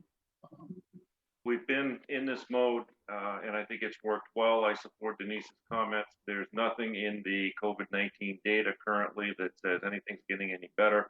In fact, it's going the other way. Well, I am very happy with our current state. And as I mentioned at the beginning of this meeting, you know, this one was going to be in person, but there were some concerns expressed by some others who were attending, and because we really can't do this hybrid situation where, you know, if we're looking at something on the screen and you know, for those people who are present in the Opera House, we can't do that and do Zoom. I mean, it either has to be we're present and we do live stream, or we all do Zoom and live stream. We just don't have the technology that would allow us to do kind of a hybrid approach. Yes. I do have two other questions or comments on live stream. So JB asks, wastewater issue, does the town rely upon Camden and Rockland to determine our flow to them? Or does Rockport independently know how much waste we are sending them? So the answer to that is that we have meters on each connection before they flow into Camden and Rockland. So we independently know how much waste is going, which is why we understand we have an inflow problem, because we know how much we bill for and we know how much we're sending them, and there's a gap there. So that's the answer to that. Kip Wright puts a question in the live stream, says, in past meetings I've noted that late summer, fall, other time of year to camera the system. Is this happening? I will follow up with the engineering firm, Woodard and Kern, that runs the wastewater, but we were talking to them about getting the cameraing done as soon as we possibly can. And I think that's in the works, but I'll have to double check on that. I have not checked on that lately. And also, I was going to say, and also just for those who are watching, as included in Bill's written report, we've asked that Woodward and Kern come to one of our October meetings to discuss with us alternatives to the system that we might pursue, that, you know, where we can try to improve the situation. Yep. And Linda Clancy, last comment I've got so far, says, thank you, agreed, the hybrid is not effective, referring to the hybrid meetings. They just don't work. We've tried them and they don't work. Yeah, thanks. And thank you, Linda. I appreciate that feedback. A couple other items, the Keep Maine Healthy grant, which the town was awarded. We were awarded 71,000 and change to do a bunch of various things for safety and sanitizing reasons. So Public Works has been installing hand sanitizing stations at the parks and public buildings. You may have seen those if you've been around. In addition, the police department continues COVID-19 safety education and patrols at the parks throughout the town on a daily basis. We are working to acquire mask dispensers to be installed, and we will need to modify the sanitizing wipe dispensers that we have acquired before they are installed at the parks. They're just not vandal proof and not waterproof like they should be, so we're working on that. And the electronic message board has been ordered, and we are also waiting for the plumber. We've given him the go-ahead to begin work on the public restrooms at the Marine Park and at the Opera House to make those all touch-free. So we are moving forward with those projects. I attended a pre-construction meeting with Will Gartley of Gartley and Dorsey Engineers, Public Works Director Mike Young, and the contractor for the Walker Park seawall project. Construction is expected to begin on that mid to late October, take roughly a couple of weeks to complete. We will be closing Walker Park during that project just because it's a very small space, and the trucks and equipment that will be working on that seawall, we don't want to have any safety issues occurring at all. So we will put that on the website and Facebook and that sort of thing once I know what the start date is. One last thing, Andre's face is back on. So the sculptor researched other compounds, and he's found another compound that he's tried, so it's a different one than he's used before. So hopefully that'll solve the issue of Andre's face continuing to fall off. I checked it out the other day. It looked good. Yeah. Two questions, not to dwell on anything, but the paving that you're talking about on Elm Street that would go down around towards C when the water company is done, will that be done after the heavy equipment goes in the Walker Park or before? Unfortunately, the paving most likely will be done before, but it's a binder that we're putting down, so there won't be any issue with that. We talked with the contractor about that at that meeting. Okay, that was one thing. Yep. The other thing is I don't know how the rest of the board feels, but you know, I'd like to have some sense, perhaps at one of our October meetings or in your manager's report, where our first quarter revenues stand, budgeted versus actual, just so that we can get an idea of, I mean, because I've heard from the harbor, for instance, that the revenues are down because there haven't been many boats. So, you know, I don't want to be coming into March and be behind the ball, you know? Yep. So Part, that's just yeah, me. You normally would have a report by now. We've had some issues with our accounting software that Megan's trying to work through with the company. So you would normally have had those reports by now, but I will certainly get you an update, the board an update on the expenses and revenues.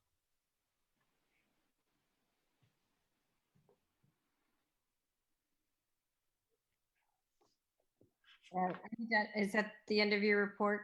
It is, thank you. I guess I wanted to just, in the context of streetlights, maybe Bill, at our next meeting, we can talk about the bridge streetlights, now that we've got the rest of the streetlights taken care of. Yep. Okay. You guys, I have to apologize in advance, but I've got every email I get, I'm getting a notification coming in with a ding, and I'm trying to turn it off on my computer without, muting me. And I think I've done it on my watch and on my phone, but it's still dinging on my computer. So I apologize for that. I'll stay on mute as much as I can. All right. The next item on the agenda is public input on non-agenda items. Bill, do you have any such input? I'm looking. I do not. No comments. Hey, Deb, it's Michelle. I just have one comment, if I may, from the Keep Rockport Beautiful Committee.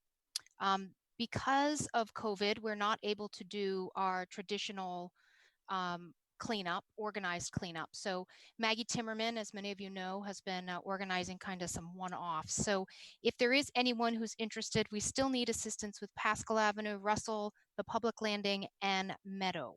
So if anyone is interested in helping, you can certainly let me know. I'll get you connected with Maggie, and we will continue with the trash cleanup on a modified schedule. I think Russell and Pascal, I know Hanani got the materials from Maggie. And oh, perfect. Okay. Yeah. Take care of anything. Michelle, are you in that email chain? I am not. For the parks and beautification? Perhaps we can get Hanani to get you into it. Yep, perfect. Because that was talked about. Perfect. I will let Maggie know. Thank you. Yes. Great. Thanks, everybody. Okay, we've already covered amendments to the agenda, and the next item on the agenda then is the consent agenda. I move the board approve the consent agenda as presented. Second. Discussion, real quick.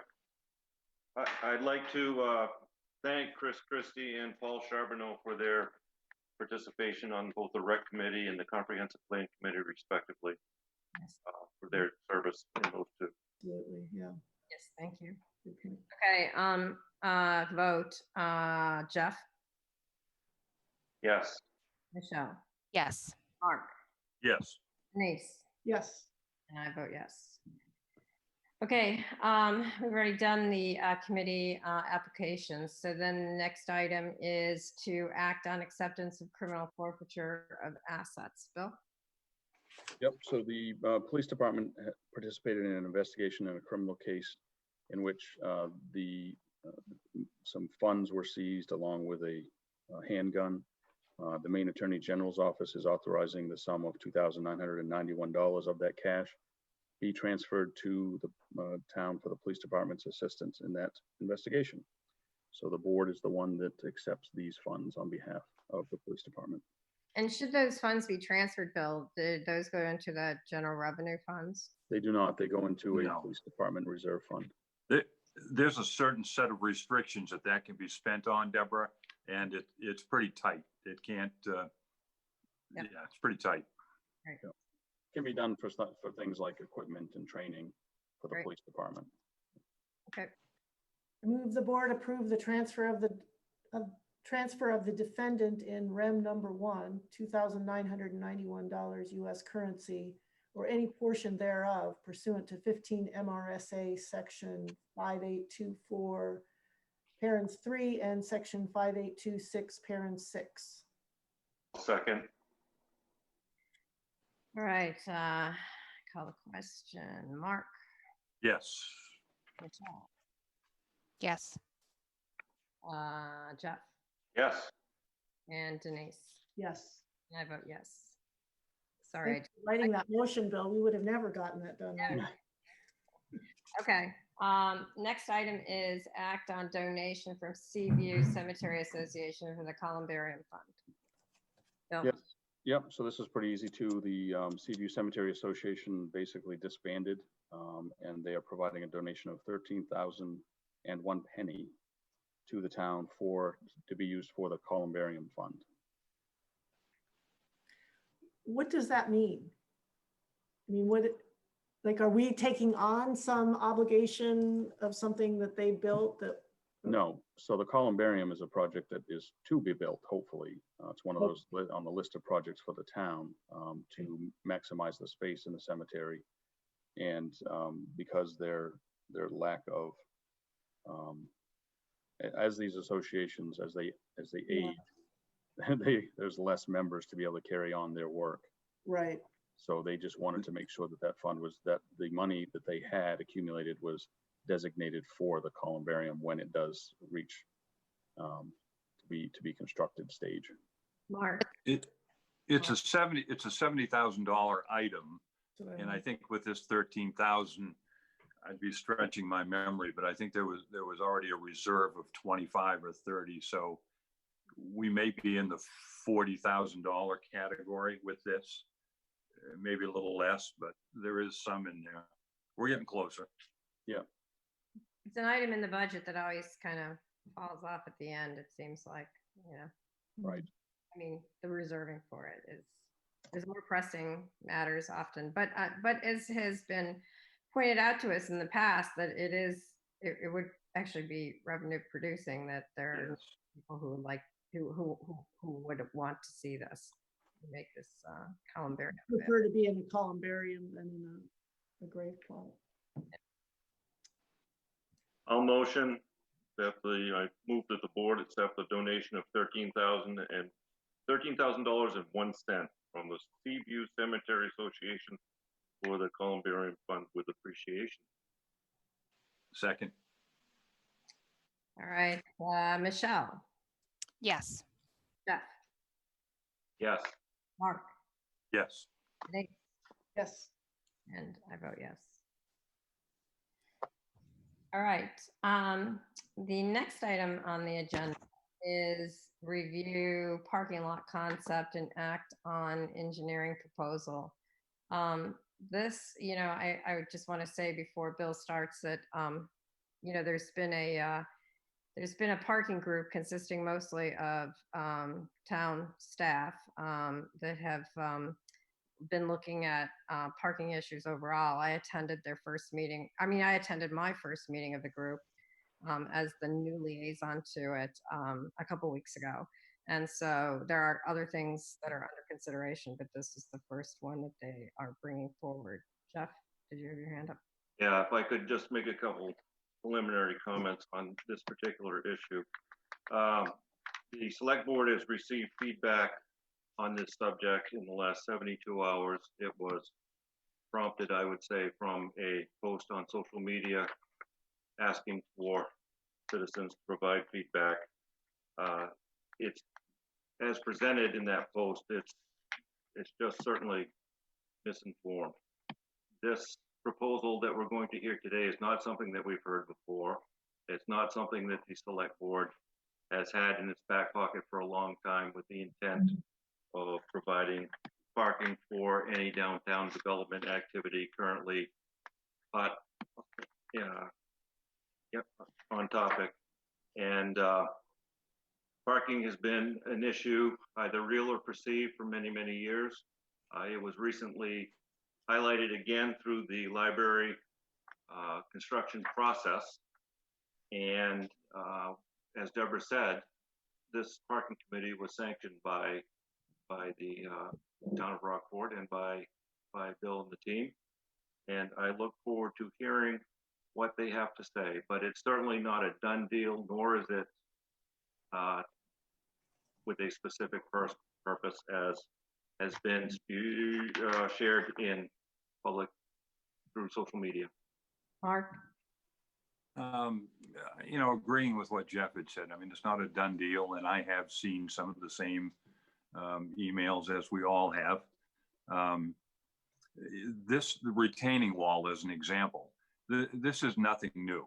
I mean, it wasn't too many years ago that there was a consideration to put a retaining wall down where the boats are stored so that they could move the bank back a little bit to better store boats. So the retaining wall has been talked about in the past.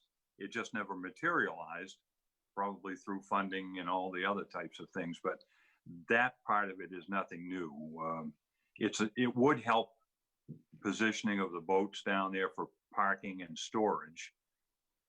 So, you know, like nothing's a done deal. So, Yeah. there you go.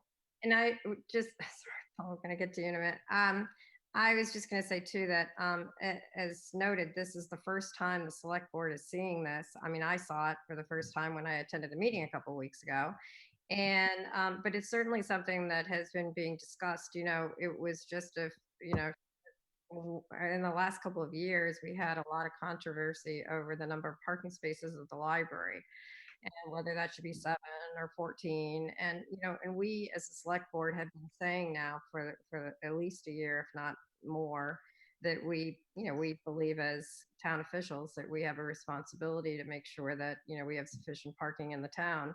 Denise has observed on several occasions that the parking problem it really occurs when we have town meetings at the Opera House or Bay Chamber events at the Opera House. This has been going on for a couple of years. I remember, frankly, I will tell you that Mike Young, our Public Works Director, has been suggesting this particular project for 5 years, he tells me. I know that when I was first elected 2 years ago, I went on a Public Works, you know, field trip with Rick Bates then and Mike Young, and he pointed this out as a potential parking place then 2 years ago, before any of this hotel controversy started. This has nothing to do with the hotel. And in fact, a couple of things, you know, as we get into this further, I want Bill to talk to us about how we, you know, how we're assured that in fact it won't be used by the hotel and what things we will be able to do to ensure that. This has nothing to do with the hotel, and it should not be hotel parking, in my view, at all. Okay, Bill? Yeah, so before we get to Bill Lane, I just wanted to reiterate that too. I mean, obviously I forwarded on a lot of email comments that I received today. I forwarded those on to the select board, so you've all seen those. I'm not going to read them necessarily here, but we certainly can. They're available for the public if they'd like to see, but essentially many people were concerned about it. Some were concerned about potential lighting and things like that. But what I wanted to say is that this conceptual parking lot plan was created by Gartley and Dorsey Engineers as part of a larger engineering effort for the harbor in general, through a SHIP grant, a Shore and Harbor Improvement Program grant.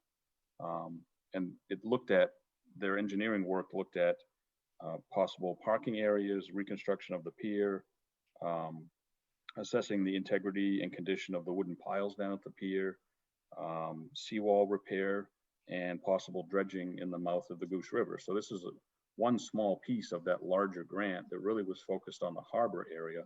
And if anybody that's gone down to the harbor during the summer knows, you can't park there. It's just, there's no parking available. So the thought behind identifying potential spots, and Mike Young, as Public Works Director, as Deborah had said, had pointed this out before too. The thought is it would benefit obviously the harbor, but it's also going to benefit the businesses that are along Central Street and the residents as well that live there as well. The plan is the conceptual plan is just that. It's a concept. It's a thought. The board has not seen this before. As Deborah has said, she started a couple of weeks ago at that parking task force meeting. There has not been any further design done on it. This is just a very basic, this is what could possibly go and fit in that space. It wasn't designed with the hotel in mind. The grant was received before the hotel was even proposed, with the RFP going out. There was some delay in that because I was coming on as town manager, but it wasn't even thought of. And I also think it's important to note, and I know Bill Lane will bring this up in his presentation, but the proposed location of that parking lot, it would not interfere with the gravel parking lot area down by the harbor. It's in the middle of the hill.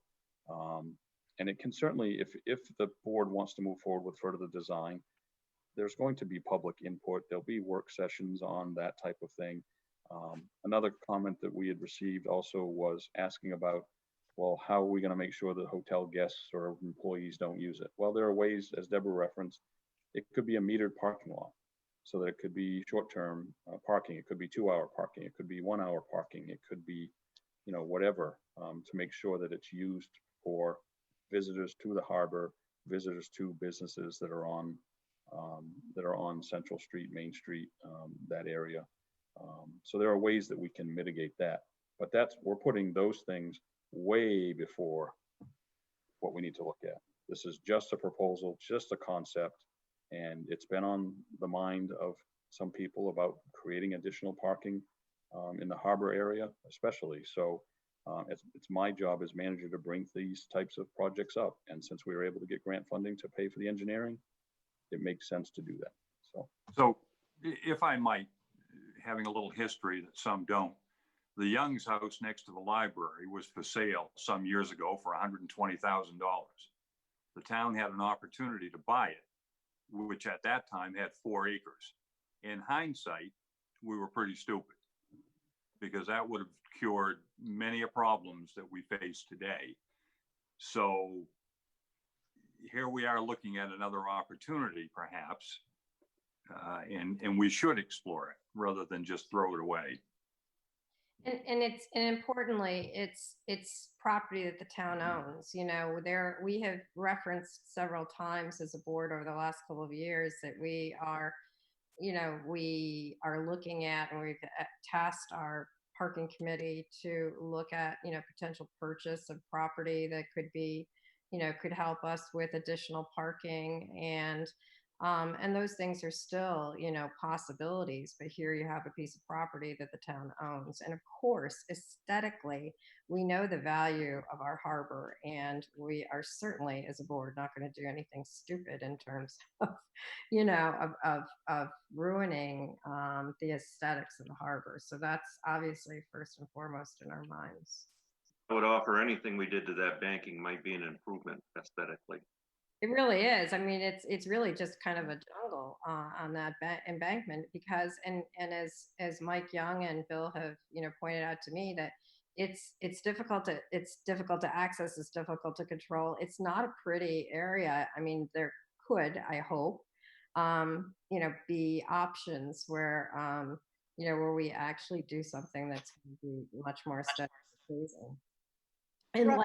We can landscape it, we can light it nicely. I mean, and lighting, very important point, Denise. I had heard from a couple of residents about lighting, and honestly, I mean, this is getting way ahead, but as long as Bill's with us, Bill Lane is with us, let me just say that, I know that residents don't want to see any overhead lighting, and I agree with that. I mean, it would seem to me that I hope that if we go down this road, consider this, that we could do some lighting that's down lighting that's incorporated into, any wall or something that will not, bother residents and so forth, or create an eyesore, obviously.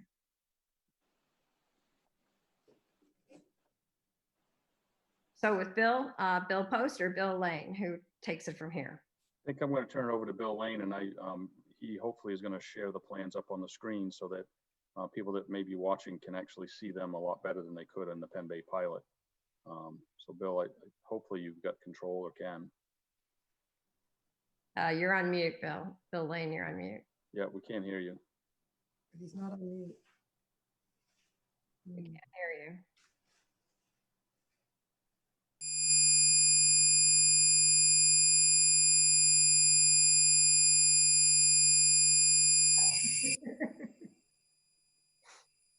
He said he's going to call in, so. Okay.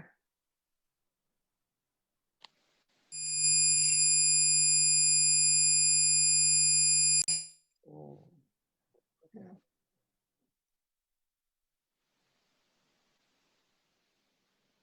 Okay. We'll give them a minute to connect. I had trouble connecting to the server. Otherwise, I would have been able to pull up the plans here at the Opera House. But for some reason, I couldn't connect to the server today.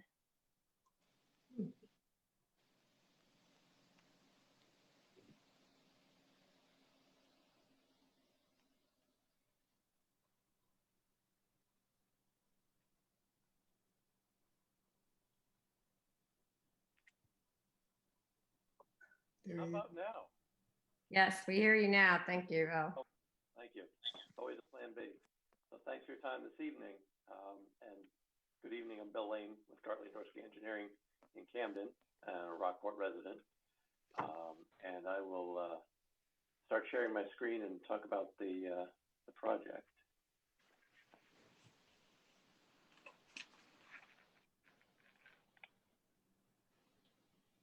Okay, so minimizing that for the moment. Let me start with the overall. So as Bill has mentioned, we responded to an RFP for the grant funded project that addresses harbor and a number of projects around it, including the condition of the soldier piles around the perimeter of the wharf, the condition of the fixed crib pier that the schooners work from, some of the sinkholing and drainage issues along this side of the harbor, a potential dredge project extending from approximately the angle point on the west side of the wharf, some 200 feet back, and then this parking area in this environment here. So that project was initiated with that grant, and we have done this base map as part of the deliverables, and that gives us an opportunity to look at the overall scale of the planning that's proposed under this grant. So moving on to the specifics of the 28 space proposal for parking, extending off of Main Street, utilizing the access drive to the pump station that is right at the junction of Main and Central. We would extend that paved area and utilize a very steeply sloped portion of that bank with retaining walls on the high and the low side to create this footprint of 28 parking spaces. We would generate a means of connecting the footpath both up to Main Street and also back down to the gravel yard for access to the harbor writ large. This utilization would put a proposal forward for some planting areas, particularly cutting back a bit the parallel parking spaces or 90-degree parking spaces that are along the edge of Main Street, so that we have an opportunity for plantings at that higher level, and then some opportunity beyond the parking spaces as we transition over at that lower level. And as has been mentioned, there's an opportunity to screen this amount of wall material. You would not need necessarily to have that amount of wall space exposed, but it could be planted out so that a reasonable amount of it would be screened with new plantings and growth. There is a second plan that was generated to utilize some of the existing footpath that was developed there, that has just recently been spruced up, but has been in place for some period of time. And this iteration, unfortunately, doesn't have a very effective parking yield. This is 17 spaces, and has an almost equivalent scale of capital development to effectuate it. So it seems to be a little more reasonable to remake some of that interconnectedness between the high and the low levels of Main Street down to the parking area and boat yard at the harbor. And just to take us back to an aerial, we are talking about a slope that is presently occupied in part with a retaining wall and a reasonable amount of vegetation. A fair amount of this had been cut since this aerial was taken, but it would be, work that would be right in this environment, right here, right in this area, from the extent of the paving that extends past the pump station out to approximately here. Bill, can you blow that picture way up and just focus on that area just for fun? Yeah, it'll get grainy at some point, that's for sure.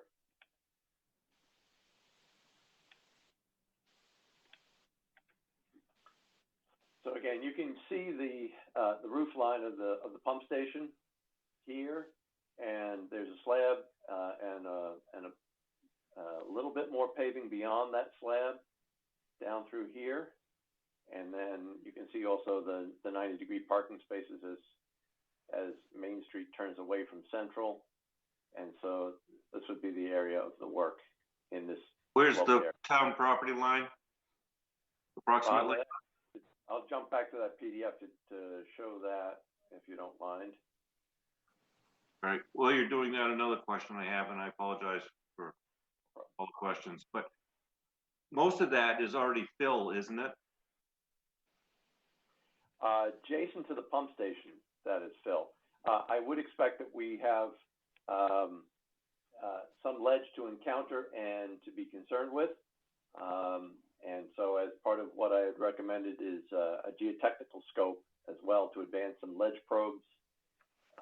And as a late breaking piece of news on that, I spoke with Craig Coolidge and Summit Geoengineering, and my estimate was about reasonable for the geotechnical work, but they actually thought it would be about $7,000. And they raised the point that we should secure a private utility mark out, which is beyond what DigSafe would provide, so that everything that the town owns or is a privately owned utility element would also be located before they start their geophysical work or geotechnical work. And so that would add an estimated $800. Bill, how much ledge work prep would have been done when they put the pump station there that might be useful to someone? Because I'm sure they tested that area prior to that. I'm expecting that would be the case. I have not got that in hand, and if the board's interested in moving this forward, we would reach out to Wood and Kern and see what they have. Yeah.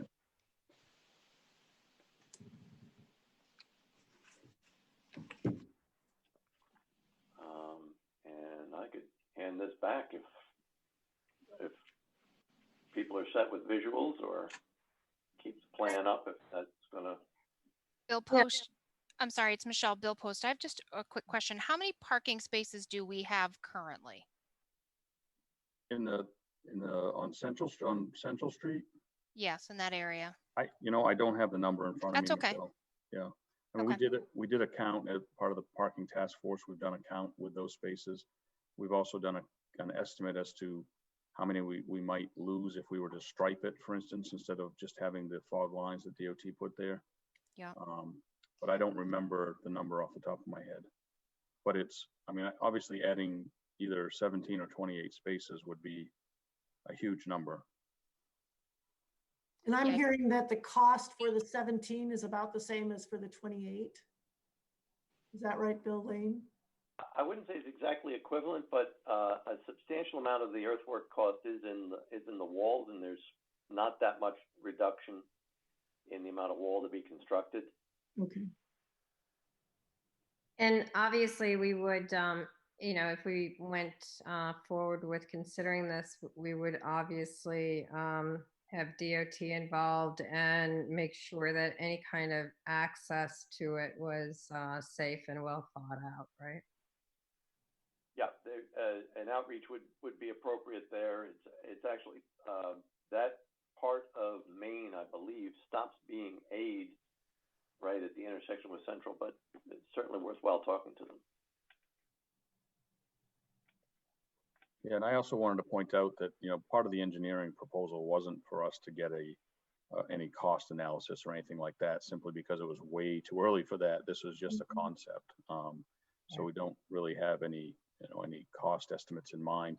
And, you know, as I said before, there are different ways that we can pay for the parking spots as well, whether it's through metering it so that we're looking at a revenue source to help pay for the cost of that. It is in the downtown TIF district, so we could use the downtown TIF district funding to help pay for a portion of that construction. I don't think that there are any grants available for this type of infrastructure improvement, but we certainly would be looking for that to see if there were any. You know, Go ahead. Go ahead. No, I'm done. Yeah. I was going to say, I don't think that, I think it, you know, maybe at the next meeting or so, you know, at a meeting in October, or, you know, when we advance, you know, if we were to advance a little further, I don't think it's ready for prime time, but there are, there's certainly information that the parking committee has talked about that, you know, might suggest that through a metering system, other towns have more than paid for, you know, for the cost of some of this through, you know, so there are some really smart ways, I think, of funding it potentially. Well, one of the things I recall from something Camden did some time ago, they had the businessman's parking lot, which is what they called it, where the businesses paid the town, I believe, a set fee for the use of so many parking spots in a place. So that's another opportunity, perhaps, of revenue to help offset any type of maintenance without having a metering system where you have to, you know, have somebody collect the money or check and see whether somebody's over or whatever. There are ways that it can be done. Actually, metering systems that some other towns have done, you know, I mean, they notify it's electronic, you know, it notifies you on your cell phone when you're about to run out of time. You can add to it, you know, through your cell phone. So, I mean, there's a lot of interesting things that are being done in other towns around the state that we can look at, or that I'm sure that the parking committee is already looking at, I should say. So I've got a live stream comment, if I can interrupt here. JB asks, would any trees and or vegetation need to be removed? Does shoreline zoning apply? So Bill, I think you can answer that. Yeah, that would be yes in both cases. Yeah.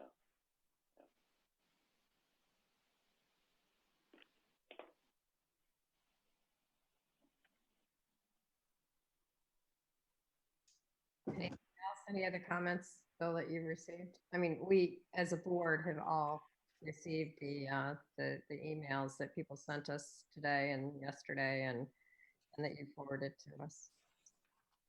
Yeah, I don't have any other live comments at this point. So.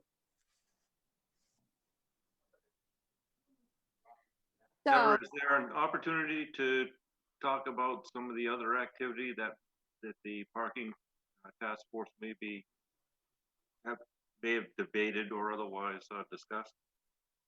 I defer to Bill for that because, as I said, I've only been in one meeting, and I know they, but Bill's been in all of them. So, Bill. Yep. I'm just trying to turn off the share screen here so we can get back to our gallery view, because I think we're pretty much done with the plan. Is that okay? So, yeah, so the parking work group, and we're looking at all kinds of different things, and we're looking at where we can best utilize what exists currently and how it can be striped and used, whether it should be, we're looking at, you know, potentially metered parking to help pay for different projects. we're also looking at other properties that are close to the village for potential parking areas. So, this is just one of the many things that the parking task force is looking at.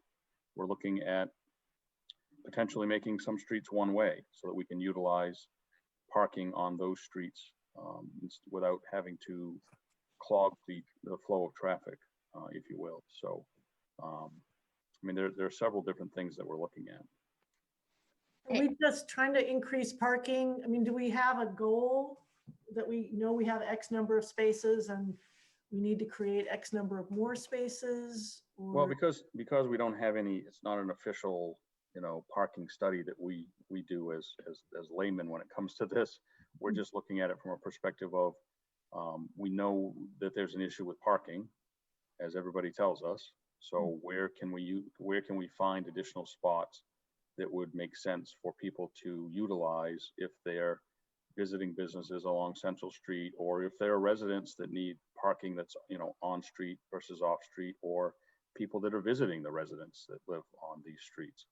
So we don't have any set number of parking spaces that we're shooting for. We're just kind of looking everywhere to see what we can do.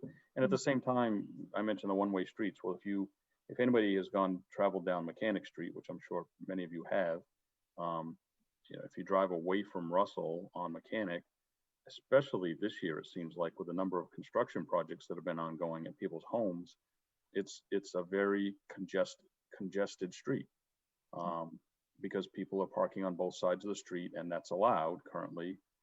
The other thing we're looking at is the parking ordinance that we have in place, which needs to be revised. But it doesn't make sense to revise it without looking at the entire topic holistically and looking at one-way streets and where can we have parking on one side of the street or another, and that sort of thing. So, and of course, one-way streets that are being, considered, and again, the parking committee is not ready to bring this forward because it really does need to be looked at holistically, because what you do to one area, is going to impact other areas. It gets pretty tricky with the one-way streets. It gets pretty tricky with, increasing traffic on other streets and residents not being happy with that. So, when you look at it, here you've got town-owned property. You've, hopefully got the ability to camouflage it, make it, fit appropriately aesthetically. The town owns it. It's one of the, frankly, I think if it's done right, or if it can be done right, one of the least intrusive options. So, another thing, as an example, we know parking's a problem. It's been a problem for years. The parking we have, if you look at the striping that the state did for the proper travel lanes, when you have your yellow in the middle, the white lines on the edge, that's the proper width for a travel lane. So there are places when we don't have really an okay width for a car to park next to a curb. So an example of doing the Memorial Park on Union Street, when we made that little indentation, that was an opportunity to provide safer parking and more legal parking, if you will. So our parking is pretty questionable as it is, and we're trying to find alternatives to make things not only legal but safer. So, and the parking committee has been doing a pretty good job. So, kudos.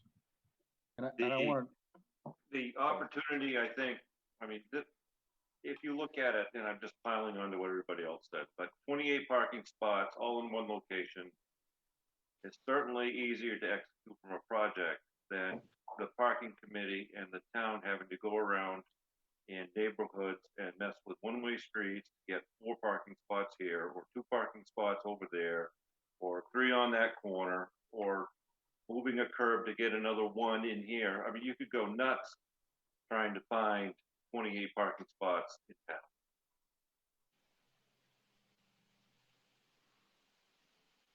Bill.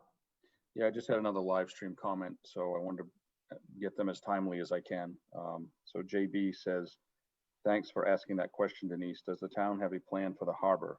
Beyond the hotel and library and a few small businesses, do you see other commercial ventures establishing there? I don't know if he means, he says the harbor. I don't know if he means the harbor or the village, but I mean, we don't know of other commercial establishments, right, in the downtown area. we don't, but certainly parking is one of those things that any business owner will look for if they're going to locate a business in a village area or near the harbor. You know, if there's not adequate parking, then it's an impediment, whether it's a restaurant, whether it's a gallery, whether, you know, whatever the business is, a store, you know, you have to have some parking, especially in village areas with being on the street.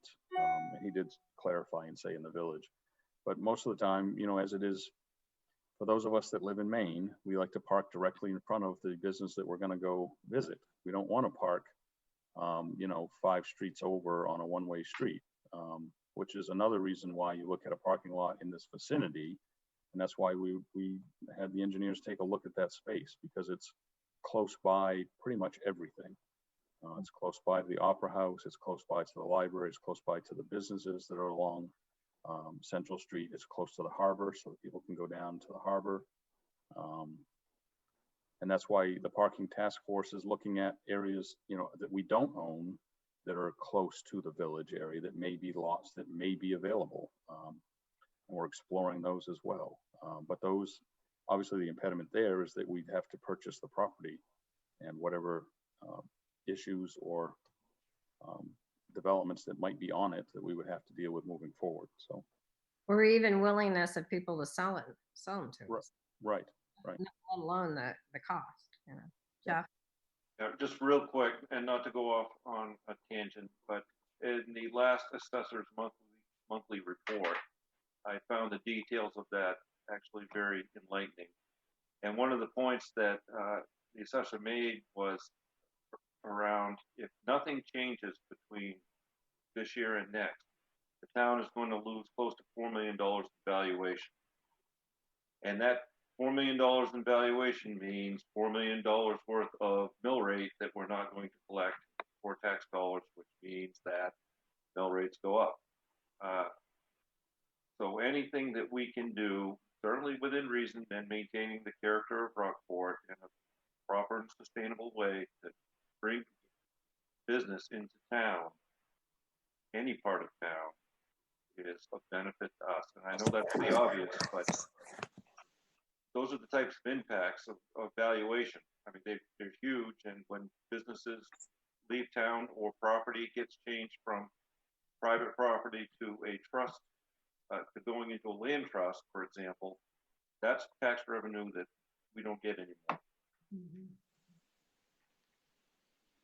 Yeah, there's a big picture here that we all have to keep in mind. And, you know, I suppose at some point, maybe through our Rockport newsletter, you know, in the future too, now that we have that resource, we, you know, we can help people understand some of those financial pressures being put on the town now and in the future, in the very near future. Which all translate to pressures on the taxpayer. Right. Absolutely. So we can either someone can make a motion for the board to move ahead with an engineering proposal on this or not, and then we can have further discussion. Or any other. The board accept the engineering proposal for a parking lot from Gartley and Dorsky as submitted. I'll second. Okay, any further discussion? Mark, I think you're still with us. Yes. Okay. Jeff? Yes. And Michelle? Yes. Denise? Yes. And Mark, I just want to clarify, that was not only a yes that you're with us, but it's a yes on the motion. Is that correct? Correct. I had my notes for my liaison reporter on my phone, to which I'm using, so I had to switch over to get my notes. But I want to make sure I didn't count you as a yes on the motion if you weren't. Okay, and I vote yes as well. Thank you, Bill Lane. Thank you. Thank you. Thank you. And thanks to the parking committee, because as Bill Post said, the parking committee, I mean, just in that one meeting I saw, they've been doing a lot of work, good work. They've been doing traffic counts. They've been doing all kinds of data gathering, which is really, useful to them, and it's going to be useful to us. Yep. Thanks very much. Okay, the next item on the agenda really is just a quick one, and that is that, in the past we've done goal setting. We've done a goal setting workshop, and it's typically been a goal setting workshop in terms of the goals for the town manager. Last year, when Bill started, we didn't really do a goal setting workshop. We actually gave him a transition list that had a ton of projects on. Yeah, we gave you your goals. There was no workshop part.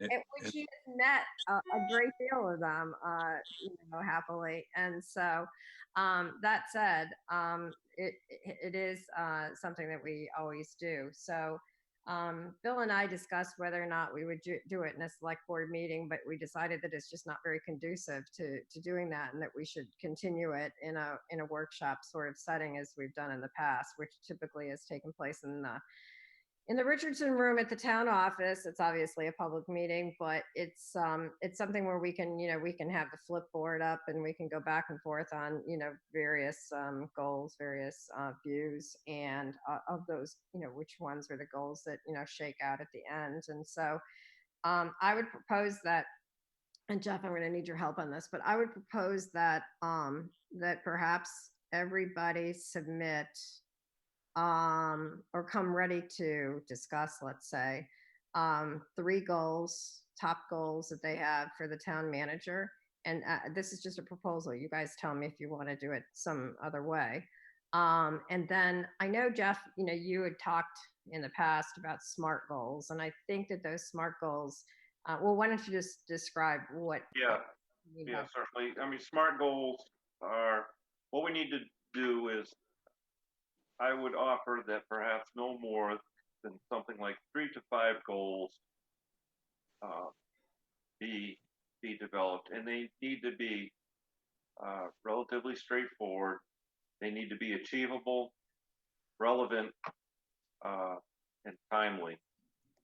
And you don't want to give a goal like solve world hunger soon. That's not a goal. I mean, it is do X, Y, Z through process 1, 2, 3 by this date to achieve this end result. And it may be something, a simple one would certainly be achieve the town budget or better by a certain date. So there are other things that we could do. I would offer that we think of them in those ways, that we have very realistic, achievable, timely, relevant goals that you can state in one sentence. And then what we could do as a workshop is affinitize those, boil the list down, combine, so that in the end we've got a list of realistic, doable goals where they're very clear cut. There's no ambiguity as to whether you made it or you didn't make it. I mean, you either made it or you didn't. And then, it's, well, how close did you get there? And well, what process did you use to get as far as you did? Those are things that happen during evaluation period, but we got to keep it straightforward and simple. Yeah, I agree. And from a SMART goal perspective, I agree. It needs to be very clear, very specific. I think we might also want to look what we call, in my environment, the what, which is what did you do? And then maybe 1 or 2 goals in the how, like how did you do that? Meaning interaction with employees, interaction with director heads, what have you. It allows you just to kind of look at it holistically. But I agree. It's the 3 to 5. It's not the laundry list of being able to solve every problem in Rockport. While we want that done, Bill, we know that's not realistic. So yeah, I agree. That's icing on the cake, Bill. Anything That's right. more than the 3 to 5 is overachieving. So I think that we're pretty clear on what we need to do. Come to the meeting with the SMART goals in mind, right? Unless you want to, send them forward beforehand. I think that actually just coming to the meeting with those in mind, are sufficient. I can send out to the board just a simple 1-pager, white paper type thing on SMART goals and their format, and just to help add clarity. Great. And then, Bill, maybe you can circulate some dates and times for us to settle. And I think it would be good to do it as we've done it in the past in the Richardson room with the flipboard, and, you know, make that a workshop. Okay, do we want to aim for like a 4:30 start time? I know Michelle works during the day as well, so. Would 4:30 typically work for you? Yeah, I can make that work. You know, we don't usually do that early, but that would be helpful. Yeah, well, you can do 5:30. It doesn't matter to me. I'm just wondering parameters. Yeah, do that, I think. But Well, if we had a 4:30, you could roll it right into the select board meeting on any given night. So you're tying up one night versus two. yeah, except it's the Richardson room versus at the Opera House, or, you know, so that's. Well, either one's public, correct?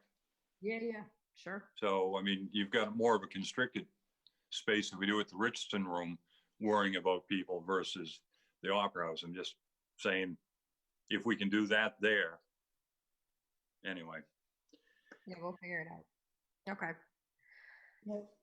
All right, so then that's it on that topic. Then the next and last one, as far as I know, is the select board liaison reports. And I'll just say parking. You've already heard kind of the liaison report from me for parking. I don't have anything to add. I don't think we do, Denise, on Mid-Coast. Meetings, Yeah, it was postponed. There is a governance committee meeting this Wednesday. And we're going to talk about some structural issues, weighted voting, some things like that would be kind of long-term issues. Sorry, go ahead. Who wants to go? Mine can be very short because I think all my committees haven't been, the ZBA is still trying to schedule the hotel appeal on that. Opera House hasn't met. We'll be meeting in a little while and we'll get the update from Drew. Legacy Rockport didn't meet, and I'm going to defer to Mark on Parks since I'm sort of new to the sort of scope of work that Parks has taken on. And on that note, I'll kick in and say that the Conservation has a meeting by Zoom on the 8th of October at 5:15. The Parks and Beautification met on 9/9, and Denise gave an update of the library, you know, with its likely opening date without plantings. CMP, at the time we had talked about CMP being there. They've already come in and I believe gotten things done. Again, a lot of talks about plantings, smaller items, maybe, you know, maybe the larger trees in Memorial Park, but it's all about timing, seasons. Big rocks next to the patio area needed to be positioned. Correct me, Denise, if I'm missing some stuff here. Talks with Ken Smith, the planter expert. You know, talked about with help with watering, you know, around the library grounds. Perhaps, you know, the library employees might be able to help pick up the slack, you know, to take it away from the normal people, cast of characters, if you would, that do such stuff around town. Maggie had talked about, Timmerman had talked about the fall cleanup. Usually there's 100 volunteers. And it's an odd year, so God only knows what'll happen, but they usually get 2,000 to 5,000 pounds of trash, which is amazing. And last part of September, the first part of October. And forgive me, my notes are pretty sketchy. Legacy bench program was talked about. I think Hanani had gotten an email. I know I did. Maybe you did, Denise, from Diane with regards to that. Yeah. We sold another. Well, and again, you know, without going out of this draft email for the notes from that meeting and going into another one, I daresn't guess what she had mentioned. And there was talk about the underutilization of the Fix-It Report-It. And perhaps that was a way that we could pass that on instead of everybody, I think, you know, getting a hold of Mike or the town manager or someone.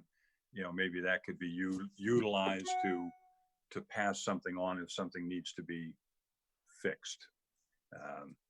It was kind of sketchy, I think, about what that all was to include. And then just the fall tasks to be done, and that's already being worked on with assignments of street cleanups and the like. So I'll quit rambling. There you go. Next. I'll go next. Mine will be very quick. So Planning Board had a site walk last week. I did not go because of the executive session, but the next meeting is on October 22nd. And no other of my committees have met. So looking forward to those upcoming meetings. Yeah, the Camden Rockport Pathways Committee has had a meeting in the last couple of weeks. They are planning for an open invitation with the Coastal Mountain Land Trust. There's a gathering at the Snow Bowl on October 5th, Monday at 5:30. I don't think it's a Pathways Committee activity in and of itself, but they're going to go look at how trails have been developed up and around there.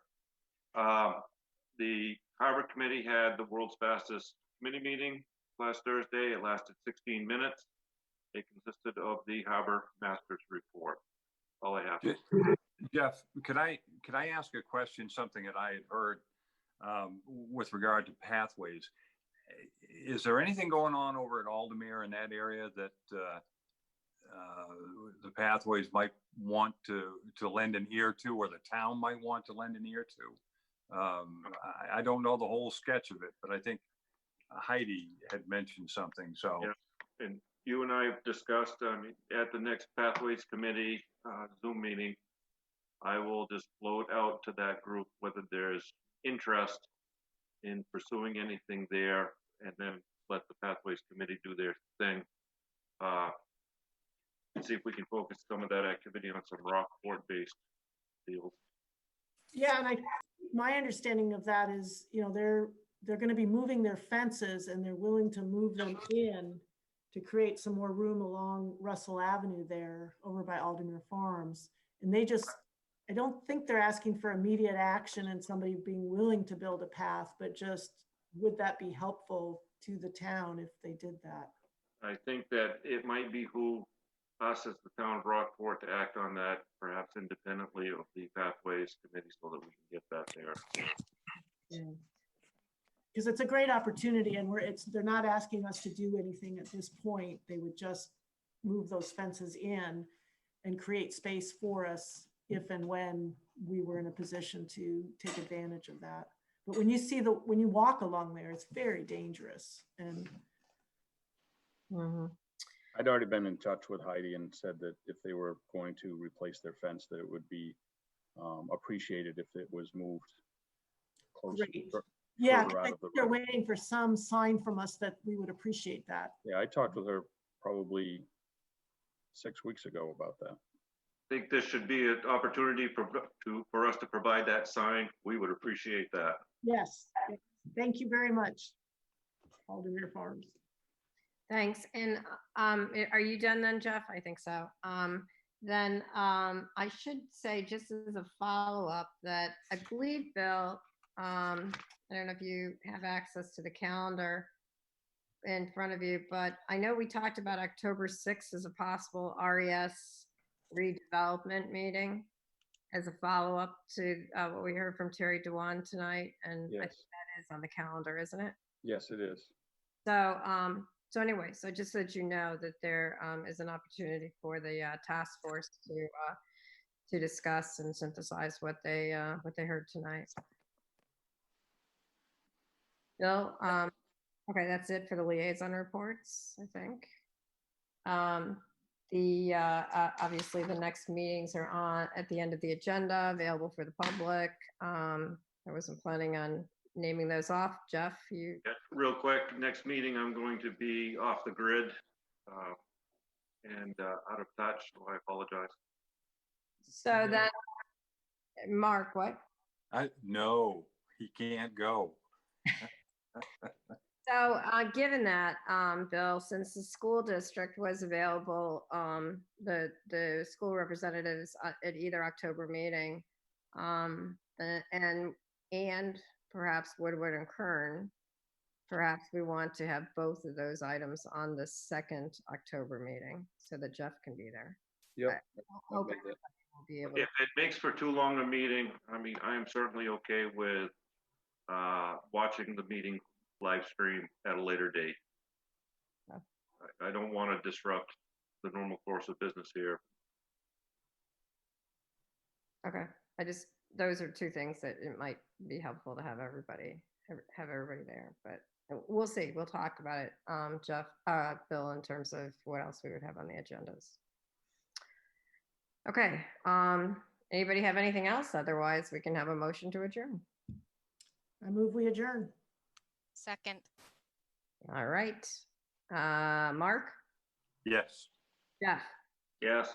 Michelle? Yes. Denise? Yes. Thank you, Bill Post. Thank you, everyone. It's a little bit long meeting, but we had a nice, good presentation discussion with Terry. Yep. Great. Thank you. Okay, All right, thanks. thank you. Have a great week, folks. Yep.